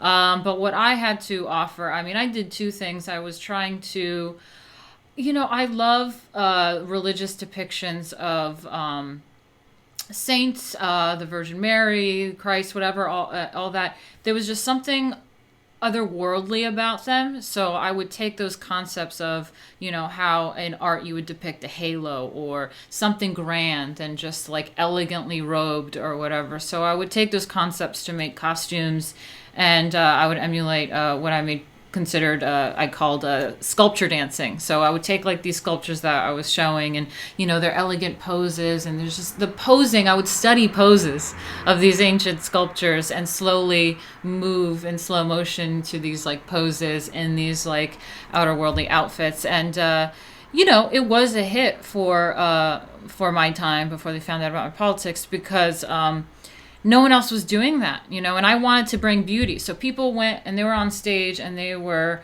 doing shocking and grotesque things, right? And that was their skill, was, look at how shocking I can make things. And mine was beauty. I was bringing beauty back. And I think that's really important for the arts, because otherwise, if I'm not out there doing Lady Alchemy, we forfeited arts and culture to the left, and we have a little less beauty out there. Oh, absolutely. And I am not surprised that you were ostracized, because if it hadn't happened because of your politics, I would bet that eventually, had you continued to gain in popularity, it would have happened because of your art, because you were promoting classical beauty, right? And classical beauty promotes order, whereas something like this woman a couple of years ago who sat in a gallery with yarn stuffed in her vagina as she was menstruating and knitting things. Oh, I remember that. Yeah. That's just not art, but they called it art. But that is cultural Marxist art, and it promotes disorder and anti-culture. And that is really who controls the industry that you were in. And you know better than I do. These are not nice people. No. They're just not. No. I can tell you, when they found out my politics at the Contemporary Arts Center I was in, I was harassed to no end. I had things cut up and thrown onto my desk, and I was eventually accused of being a racist several times for no reason. Same. I don't have a racist bone in my body. But these are people who, they're ideologues first. Mm-hmm. And only coincidentally do they delve into what can loosely be referred to as art. So you were a threat to that from the very start. Yeah, I think there was a little bit of that too, but they found their, we can get her on the Trump thing right now. But one of their criticisms when they were all talking about me was, she's just pretty, and that's basic. Like, it's basically not art. And it was like, well, I mean, you do just shocking. How is that art? You know? So it's like, yes, And my whole thing was beauty. That's what I was doing. That's right. and why is being a beautiful woman somehow a defect? Right. It's only a defect if the culture is steeped in and promotes ugliness. It really and does. That is exactly what cultural Marxism does. Yeah. And that's one of the reasons why I reject the modern art, the contemporary art scene. It is a degenerate, disgusting, vile, ugly community. Yeah, I mean, if I were to tell you some of the performances that were going around when I was on there, it would shock you, but I feel like that would be inappropriate to a man of faith to tell you the stuff that was going. I mean, there was stuff that was even really. It was a okay. So there's some blasphemy stuff that is when like dressing up as nuns and doing sexual acts to each other on stage and a burning Bible and stuff like that, and it's like, okay, edgy. What is it? 1960? Like that's not even unique. Like, ooh. Yeah. Being shocking against the church. Oh, you're real. That's real edgy there. Like it's not even. Things like that don't even shock me. You know, all they do to me is just make me roll my eyes and move along. Yeah.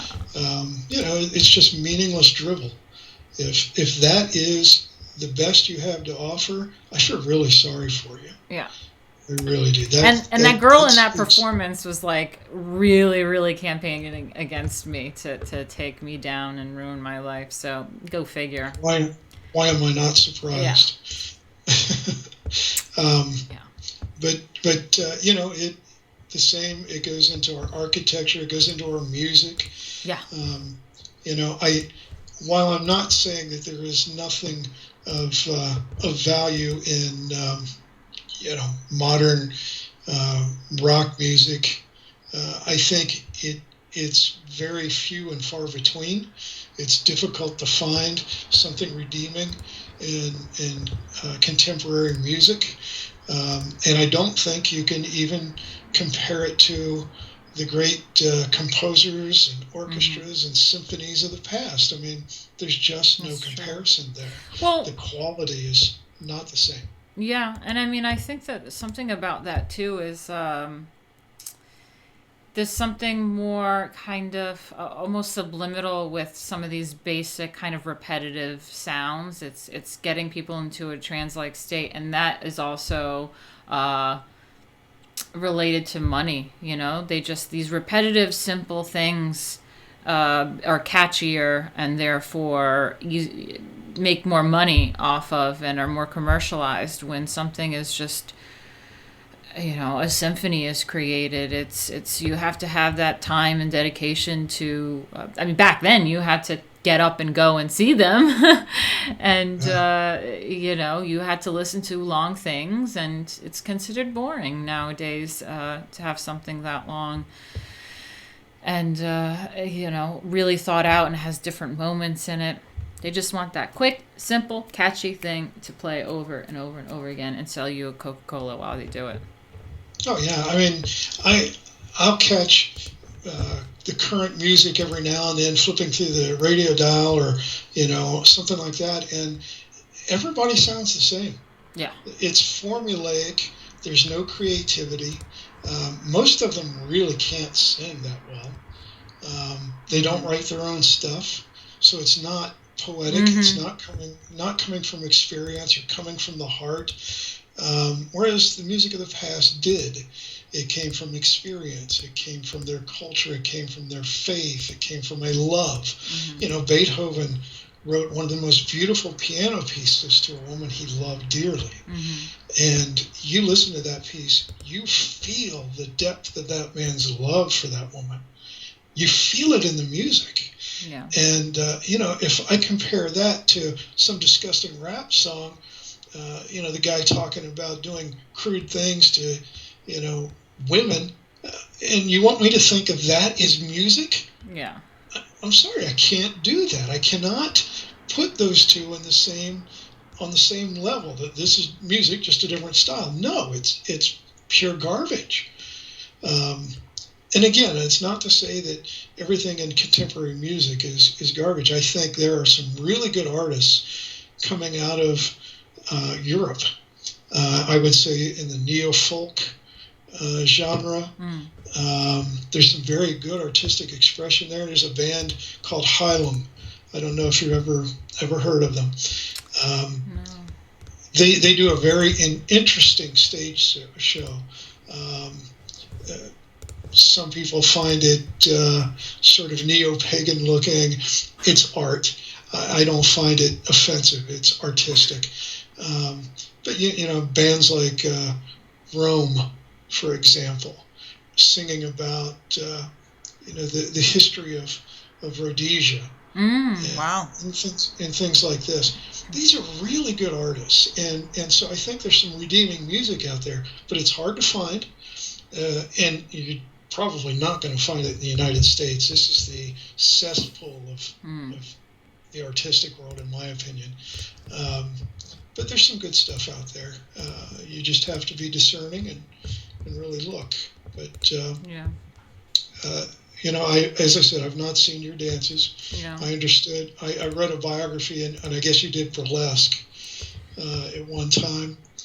Yeah, I mean, I consider it performance art. I just was in the genre of burlesque because it was, a way to make your own costumes and, performances. I mean, I can't think of any other genre of performance that would kind of give you that amount of wide range of creativity. People usually think of burlesque in one narrow, really like kitschy, like, oh, va va voom, but it had a wide net. Like if like Sally Rand, I don't know if you're familiar with her. This is back in like black and white era. And you have me at a disadvantage on this one. Okay, yeah, no, let me bring up some stuff. I don't know if you can view the screen at the same time. Okay. If you have it on your computer, let me do Sally Rand feathers. Like I was more into just let me see. I think maybe this is the performance. I don't know if you could see it. Wait for this commercial. Oh. Did you just drink my coffee? It's taking my commission. Like, so it was less like kitschy, like corsets and all that. I mean, I did do some of that, but in my own way. I would always try to bring my own kind of theme to it and not just like plain. So like you see, this is just very pretty and elegant, and it's less like va va voom kind of stuff. And it was just elegant and lovely. So I would see this kind of dance, and I was able to create costumes and routines that were, I'm no ballerina, I'm no tap dancer, I just love playing dress up and dancing around, and this allowed me to do it. I don't know if you could see it. Do you see what I'm... Yes, yeah, yes. Yeah. And so it was just very lovely, and you see how elegant this was. This was beauty. Sally Rand is doing a beautiful, elegant... This was not the kind of dressing up as nuns doing sexual acts to each other, This is just my form of... this looks like a sculpture, Like, look at her doing that. Sculpture. And I also wouldn't compare this with, as many people would, with stripping. This is nothing like that. Right.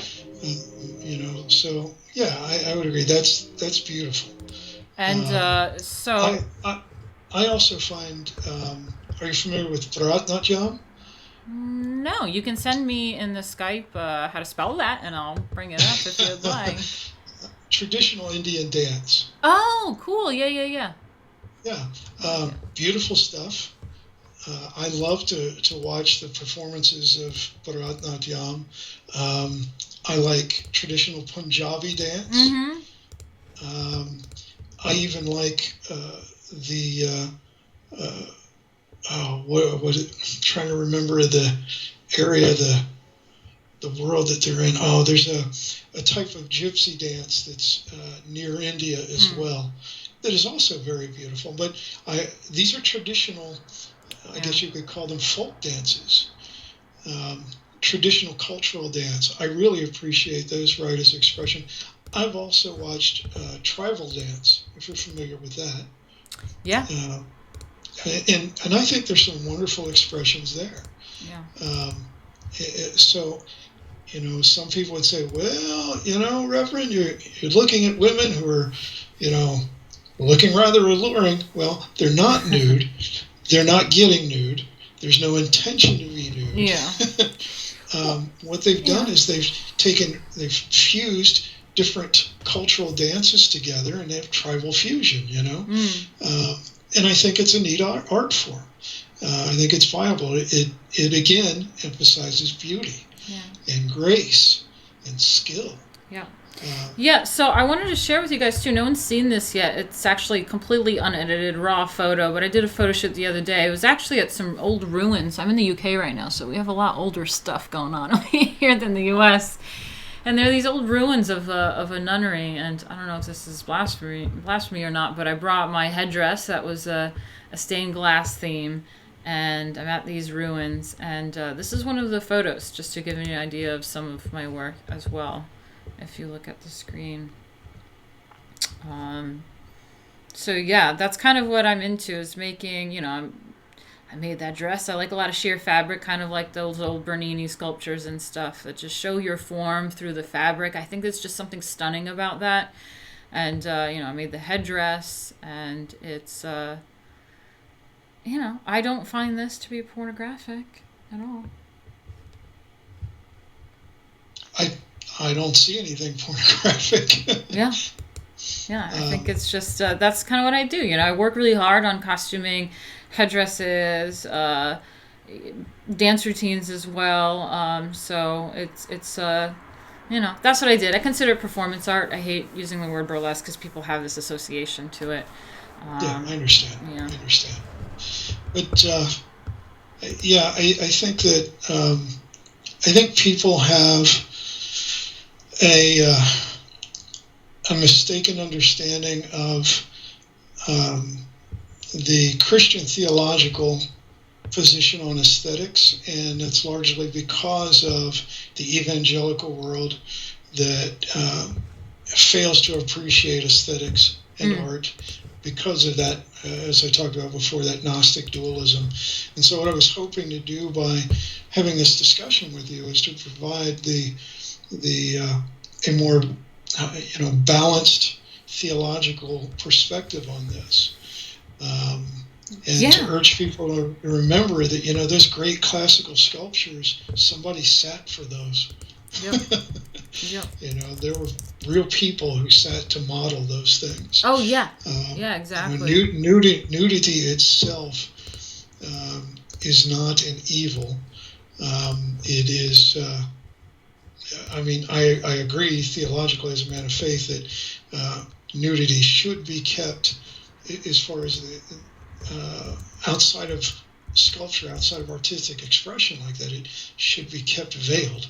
That is, between husband and wife. But that's because that is a part of beauty that theologically we understand is reserved for someone special. Yeah. That is beauty for them and them only. And they deserve that gift alone. It's not for general consumption or appreciation. So even in that, even in saying that some beauty should remain veiled, it's not because there's a lack of appreciation or a shame of the beauty behind it, but a greater appreciation for the quality of that beauty and who it's rightfully intended for, which is why pornography is such a vicious and nasty thing in the world. Yeah. I mean, I can understand that, and again, doing what I do with Lady Alchemy, it's definitely. I've written a piece on it. I'm not sure if you saw it on my website, but it's art in the nude, and it kind of goes through the concept of any nudity in my works, and kind of that far left version of nudity, which is the extreme, sexual stuff, and the far right version of it. I would say more to center right would be what I do.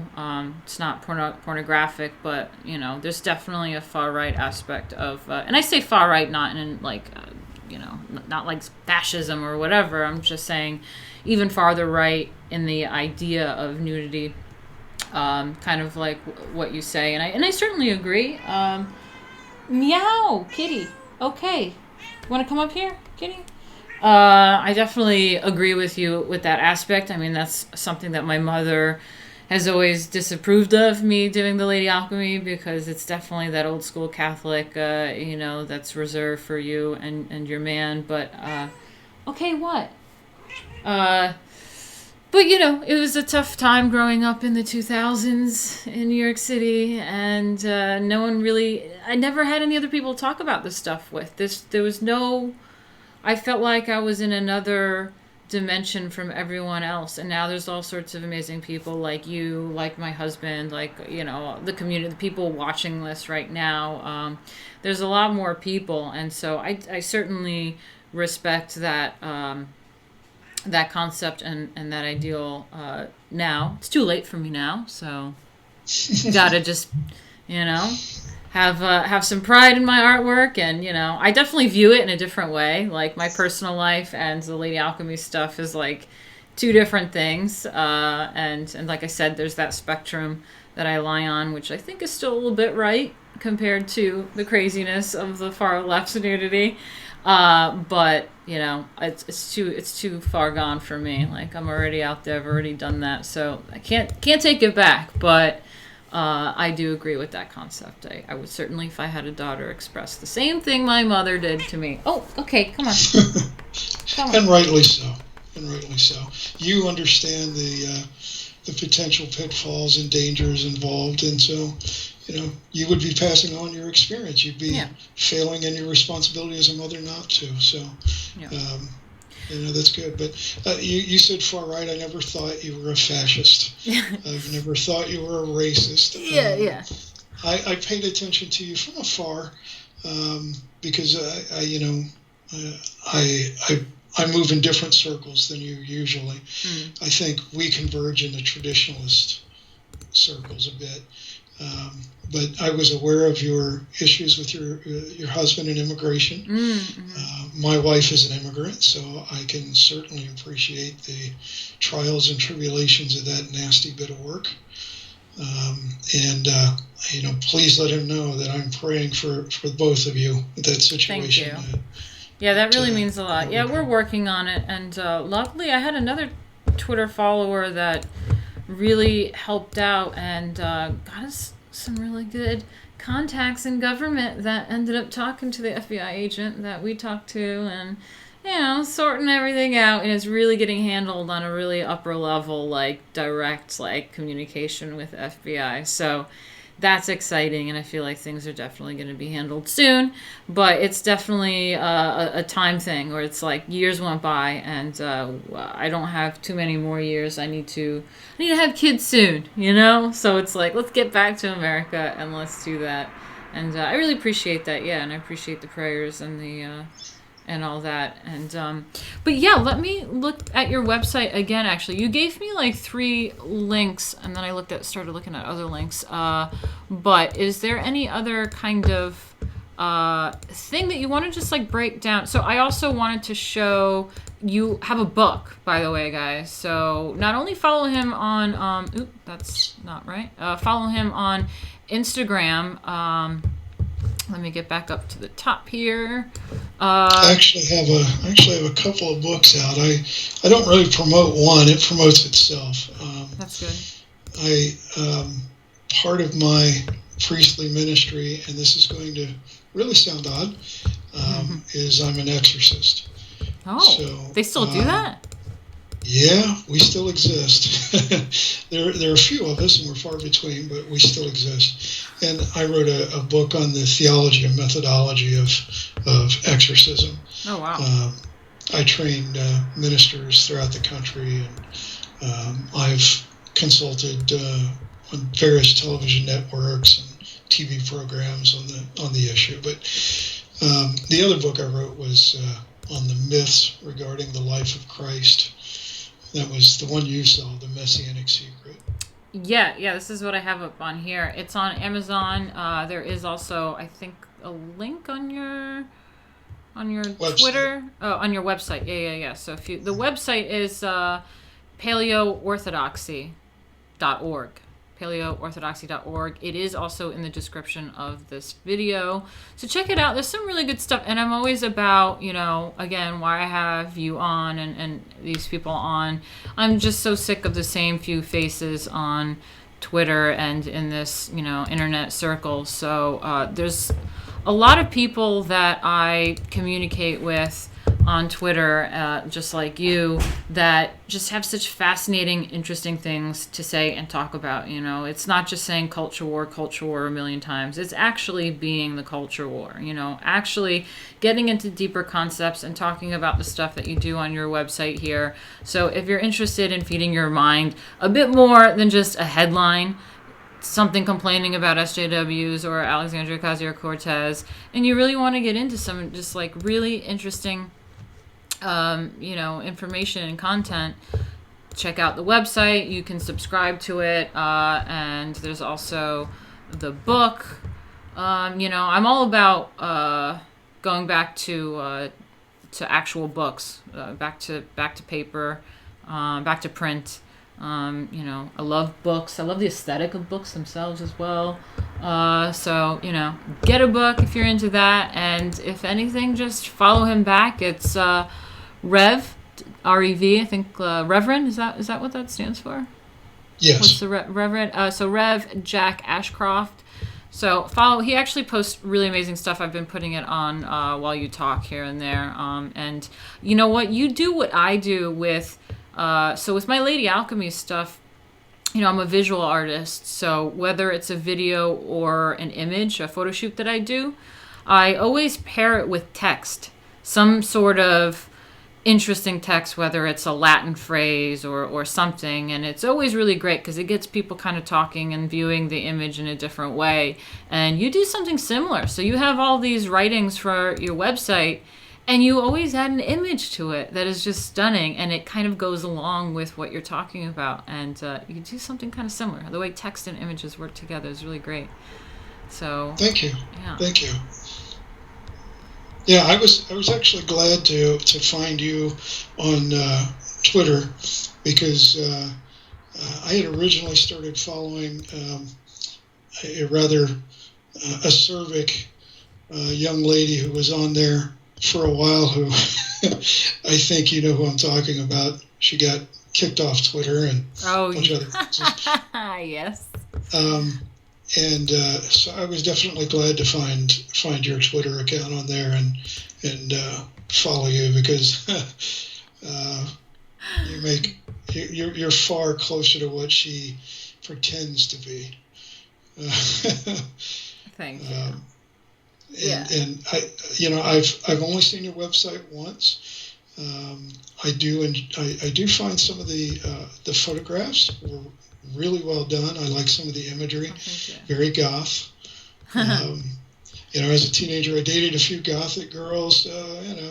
I can appreciate the aesthetic there. Yeah, I've had someone say too, and I was like, I started the whole goth right thing, and they were like, how can you be goth and Christian? Like, that doesn't make sense. I was like, hello, Gothic cathedrals are the most goth thing ever. Crosses are very goth. Like, I think they go hand in hand, actually. The whole Gothic Christian aesthetic is really cool. If you go to California, Chicago, there are entire communities of Christians who are goth. Yeah. Young people. Yeah, I mean, younger than you, and you're pretty young. You're a baby compared to me. Stop. So. Oh, thanks. Yeah, you're a baby. You grew up in the 2000s. That makes you a baby. I was born in the 80s, but my 20s was in the 2000s. So my peak. May I ask what year you were born? 85. I joined the Army in 1985. Oh, okay. All right, yeah, okay. You got me beat. But it's nice to hear. It's nice to hear that I'm young because I get a lot of the LARPers on the internet tell me how how old I am and I'm childless, and I'm like, well, I got a few years. Calm down. I have quite a few more years. Chill. Right. I'm still Right. young. Yes. Young enough. I think the 30s are great. It's basically I think I look better as I age, but you're kind of like still in your 20s, but more mature about it. And I gotta have kids soon, but we'll sort it out. Well, I'm not over the hill, but I've got a damn good view. I'll tell you that. I like that. I like that a lot. I don't want to take up too much of your time. I just felt like a little like we kept getting hung up on stuff like the smell. The smell is gone, I think. I don't smell anything. I don't know if I'm just too used to it, but I don't smell it anymore. So I feel really bad that it didn't really get the maximum interview out of you. And this is like super, super fun. Don't want to take up too much of your time. But let me see. You sent me 3 things. Let me just look at them again real quick here before I let you go. Aesthetics Betrayed. And you guided me towards the middle bit of that where you kind of have the criteria for what art is. But I don't know if you want to give any more 2 cents on what this article is about. But there's definitely, you have music in there as well, art. You talk about the Protestants misunderstanding, beautiful works, adopting the ways of the world. I would just encourage people who are interested in understanding the theological approach to it better. Just go to the website and take a look at that article. I think it does a pretty good job of giving you an overview. It's really good. Of the problems. It's coming out of both cultural Marxism and the normative Protestant view of art, and how that really fails to support culture and beauty and order. I love that. Oh, wait. And then I think that was the same one. Art from divine expression to expressing depravity. That's really interesting too, actually, because I think it was definitely originally a form of expressing the divine. And you see like this image that you have a lot of gold. The gold leaf back in art history was to depict like the glow or like the halo around a spiritually heightened person. And especially when you have candlelight and you see that glimmering halo around them with that gold leaf in art history, that's what they did. And like you said, depicted a lot of religious stuff back in the day, and now not at all. Barely ever, unless it's to defile it. You like we talked about earlier, you go into most churches and you're not seeing that kind of artwork anymore. Yeah. They've stripped that out. And they go for the plain, the ugly, and the utilitarian. Yeah. Churches were originally designed to lift man's mind up to the transcendent, to encourage him to meditate on the transcendent, because he was toiling in the fields or in the factories all day, and this was man's time to give his spirit, his soul, some well-needed quiet time between him and his creator. And architecture of the era as well, medieval, Renaissance, even into the 1800s, was designed for longevity, to express culture and order and beauty. And, that went away as well. And so, the architecture we see nowadays is merely utilitarian. I go through my city, and some of the older bank buildings are beautiful. Mm-hmm. Yeah. And you look at them, at the newer ones, and they're just brutalist, as you said before. I think it was Roger Scruton who said, "Oh, I love Scruton." Yeah. Yeah, we don't see beauty in our world because we live as if it doesn't exist. Yes, he said that. Yeah. And I think that's absolutely correct. Our culture lives as if beauty really doesn't exist. If everybody is an artist, nobody is an artist. If everything is beautiful, then nothing is beautiful. Yeah. And yeah, exactly. And I mean, there was a conversation, and I talked about this with another guest as well. There was a conversation on right-wing Twitter about being, not only is it the attacks on me for beauty or, my art, but even working out. They were attacking about gym people.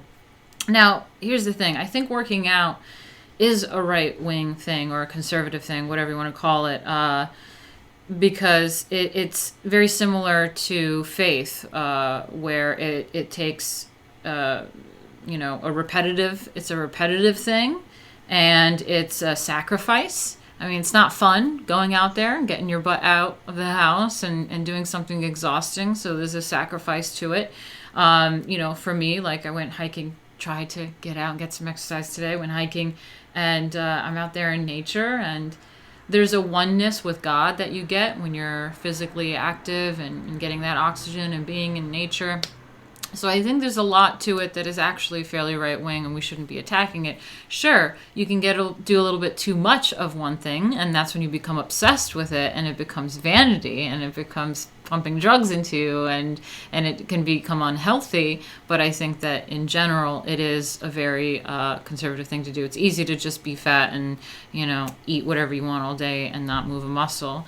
But the same thing with beauty.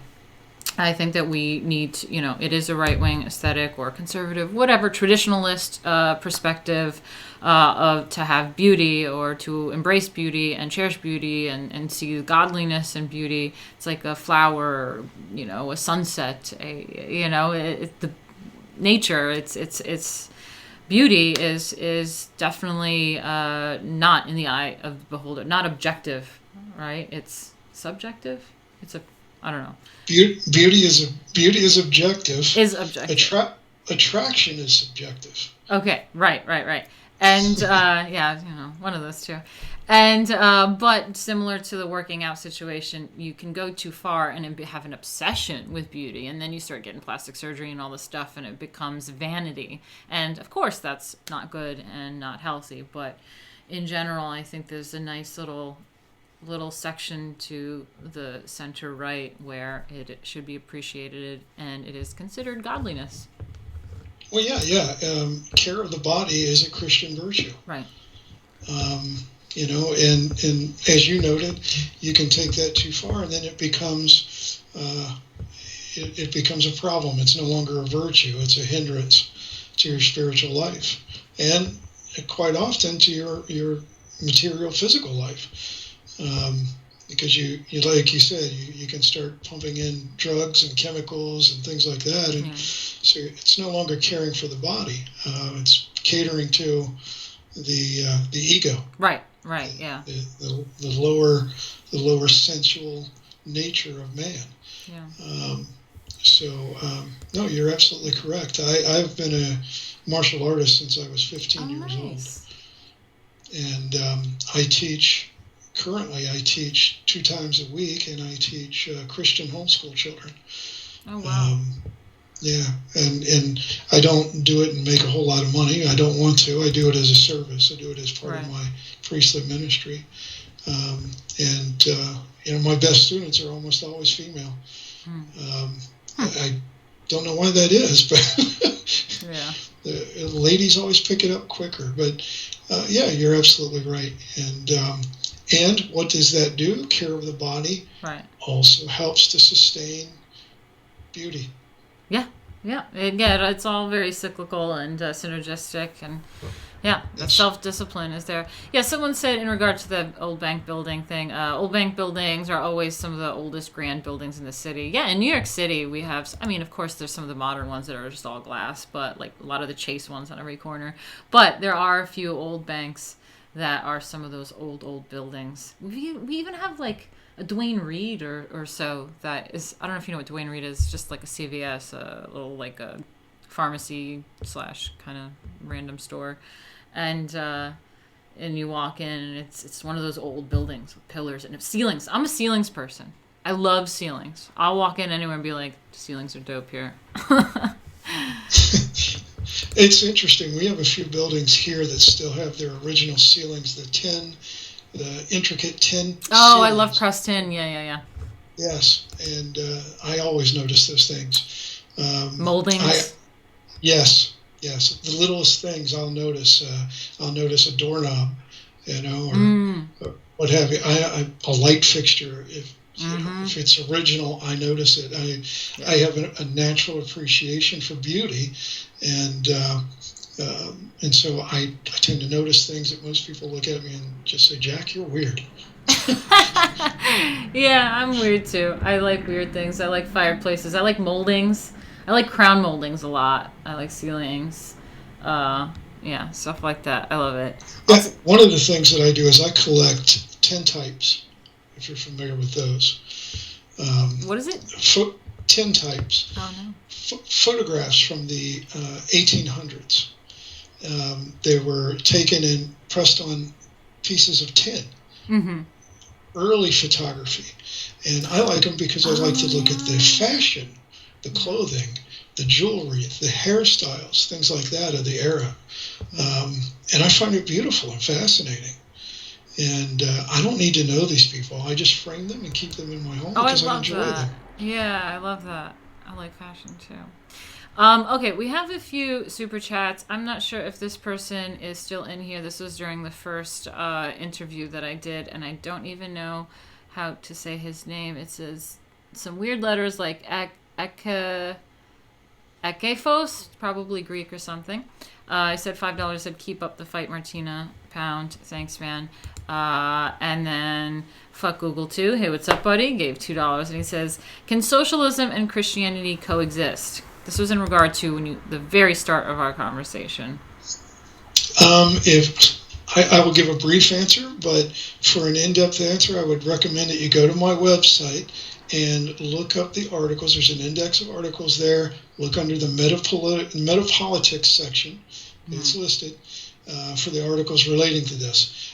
Brief answer, Christianity is not compatible either with nationalism, socialism, or libertarianism. Christianity is most correspondent to monarchy.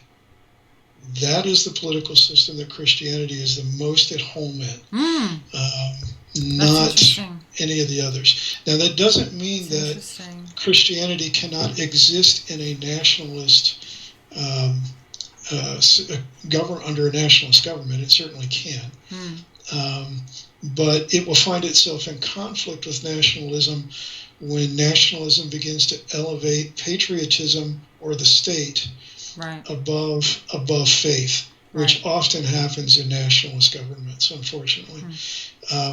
But likewise, it can exist in a libertarian state, such as the United States traditionally was libertarian. However you want to call it, a democratic republic. But Christianity truly comes into conflict with that when it comes to the misguided concepts of what liberty is and how liberty should function.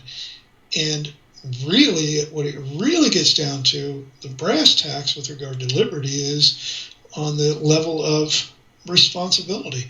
With liberty comes responsibilities. Yeah, that's true. And largely in contemporary society, everybody's all about liberty. No one wants to deal with the responsibilities.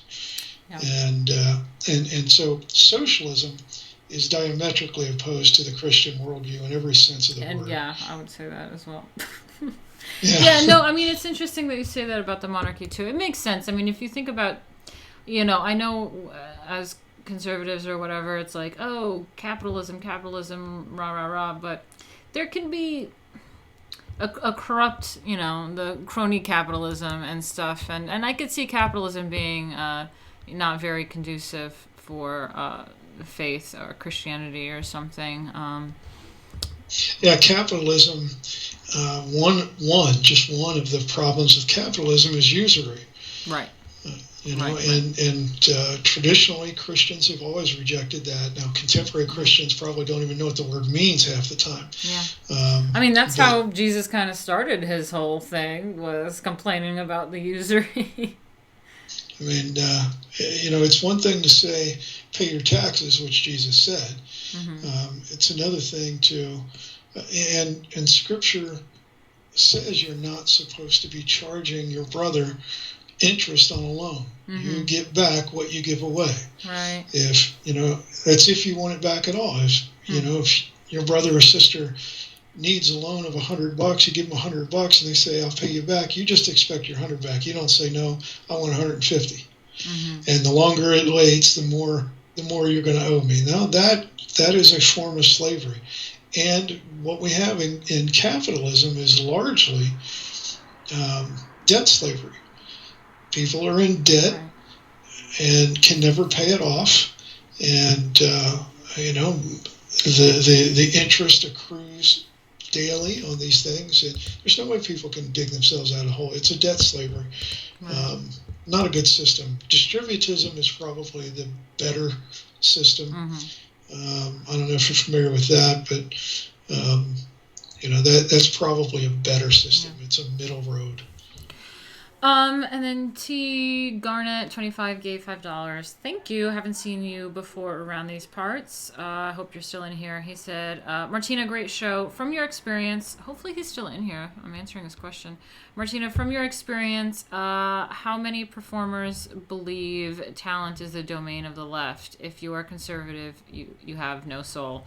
Yeah, I mean, that was pretty much how it was. It was like, she's evil, it was definitely a witch hunt, and it was like, get her out of here, she doesn't belong. And I remember being backstage with some other people I were friendly with, but they were very like, oh, Martina, or Lady Alchemy, but you're an artist, you can't be conservative and be an artist. I was like, first of all, as an artist, I think for myself. I think outside the box. Since when do artists fit into a perfectly, stamped, package? What is this? No. I can do whatever I want as an artist. And second of all, as an artist, we should all be conservative because we're all self-employed. You know what I mean? As far as money goes, we're all very, making our rates and learning business skills, taxes. We have to pay our taxes. We don't get taxes out of our, income. Well, except for when I worked at the theater. But I was gonna, and then I would make points, and he goes, "Oh yeah, that's true." But yeah, so I mean, I think it's definitely you get the finger pointed at you and called the witch, get her out, type of mentality. But that's why I think it's important. To kind of elevate the artists that we have on our side, not just because they're conservative, but just really talented ones, and people having these discussions, which is why I'm having this interview with Jack, and it's just really important stuff, because without art and culture, I don't think great civilizations can exist. I think every great civilization in history was flourishing when they had great art. I don't know if you agree with me on that. Yes, ma'am. I agree with you 100%. You'll get no argument from me. Okay. All right. Yeah, I'm going to wrap it up. I've been talking to you for a while, but I feel like we can just go on and on and on about this subject. But you know what? Come back anytime, because I feel like there's a lot we can talk about, and I'm sorry about the whole burning smell situation. It's probably Satan mad that we were talking about beauty. We're like... It's fine now. All right. Thank you so much for joining me. And thank you, guys. I am going to. Yeah. Go ahead. It was a privilege to be here, and please give my best to your husband. I will do that. And guys, look him up. I've put it on the screen a million times, and I have it on my Twitter. So go follow him back and check out his website. It's really important for us to cultivate this, community of sorts, the, cultural, artistic, spiritual community, more than e-celebs and, running around complaining about stuff. So go out and live culture. Bye.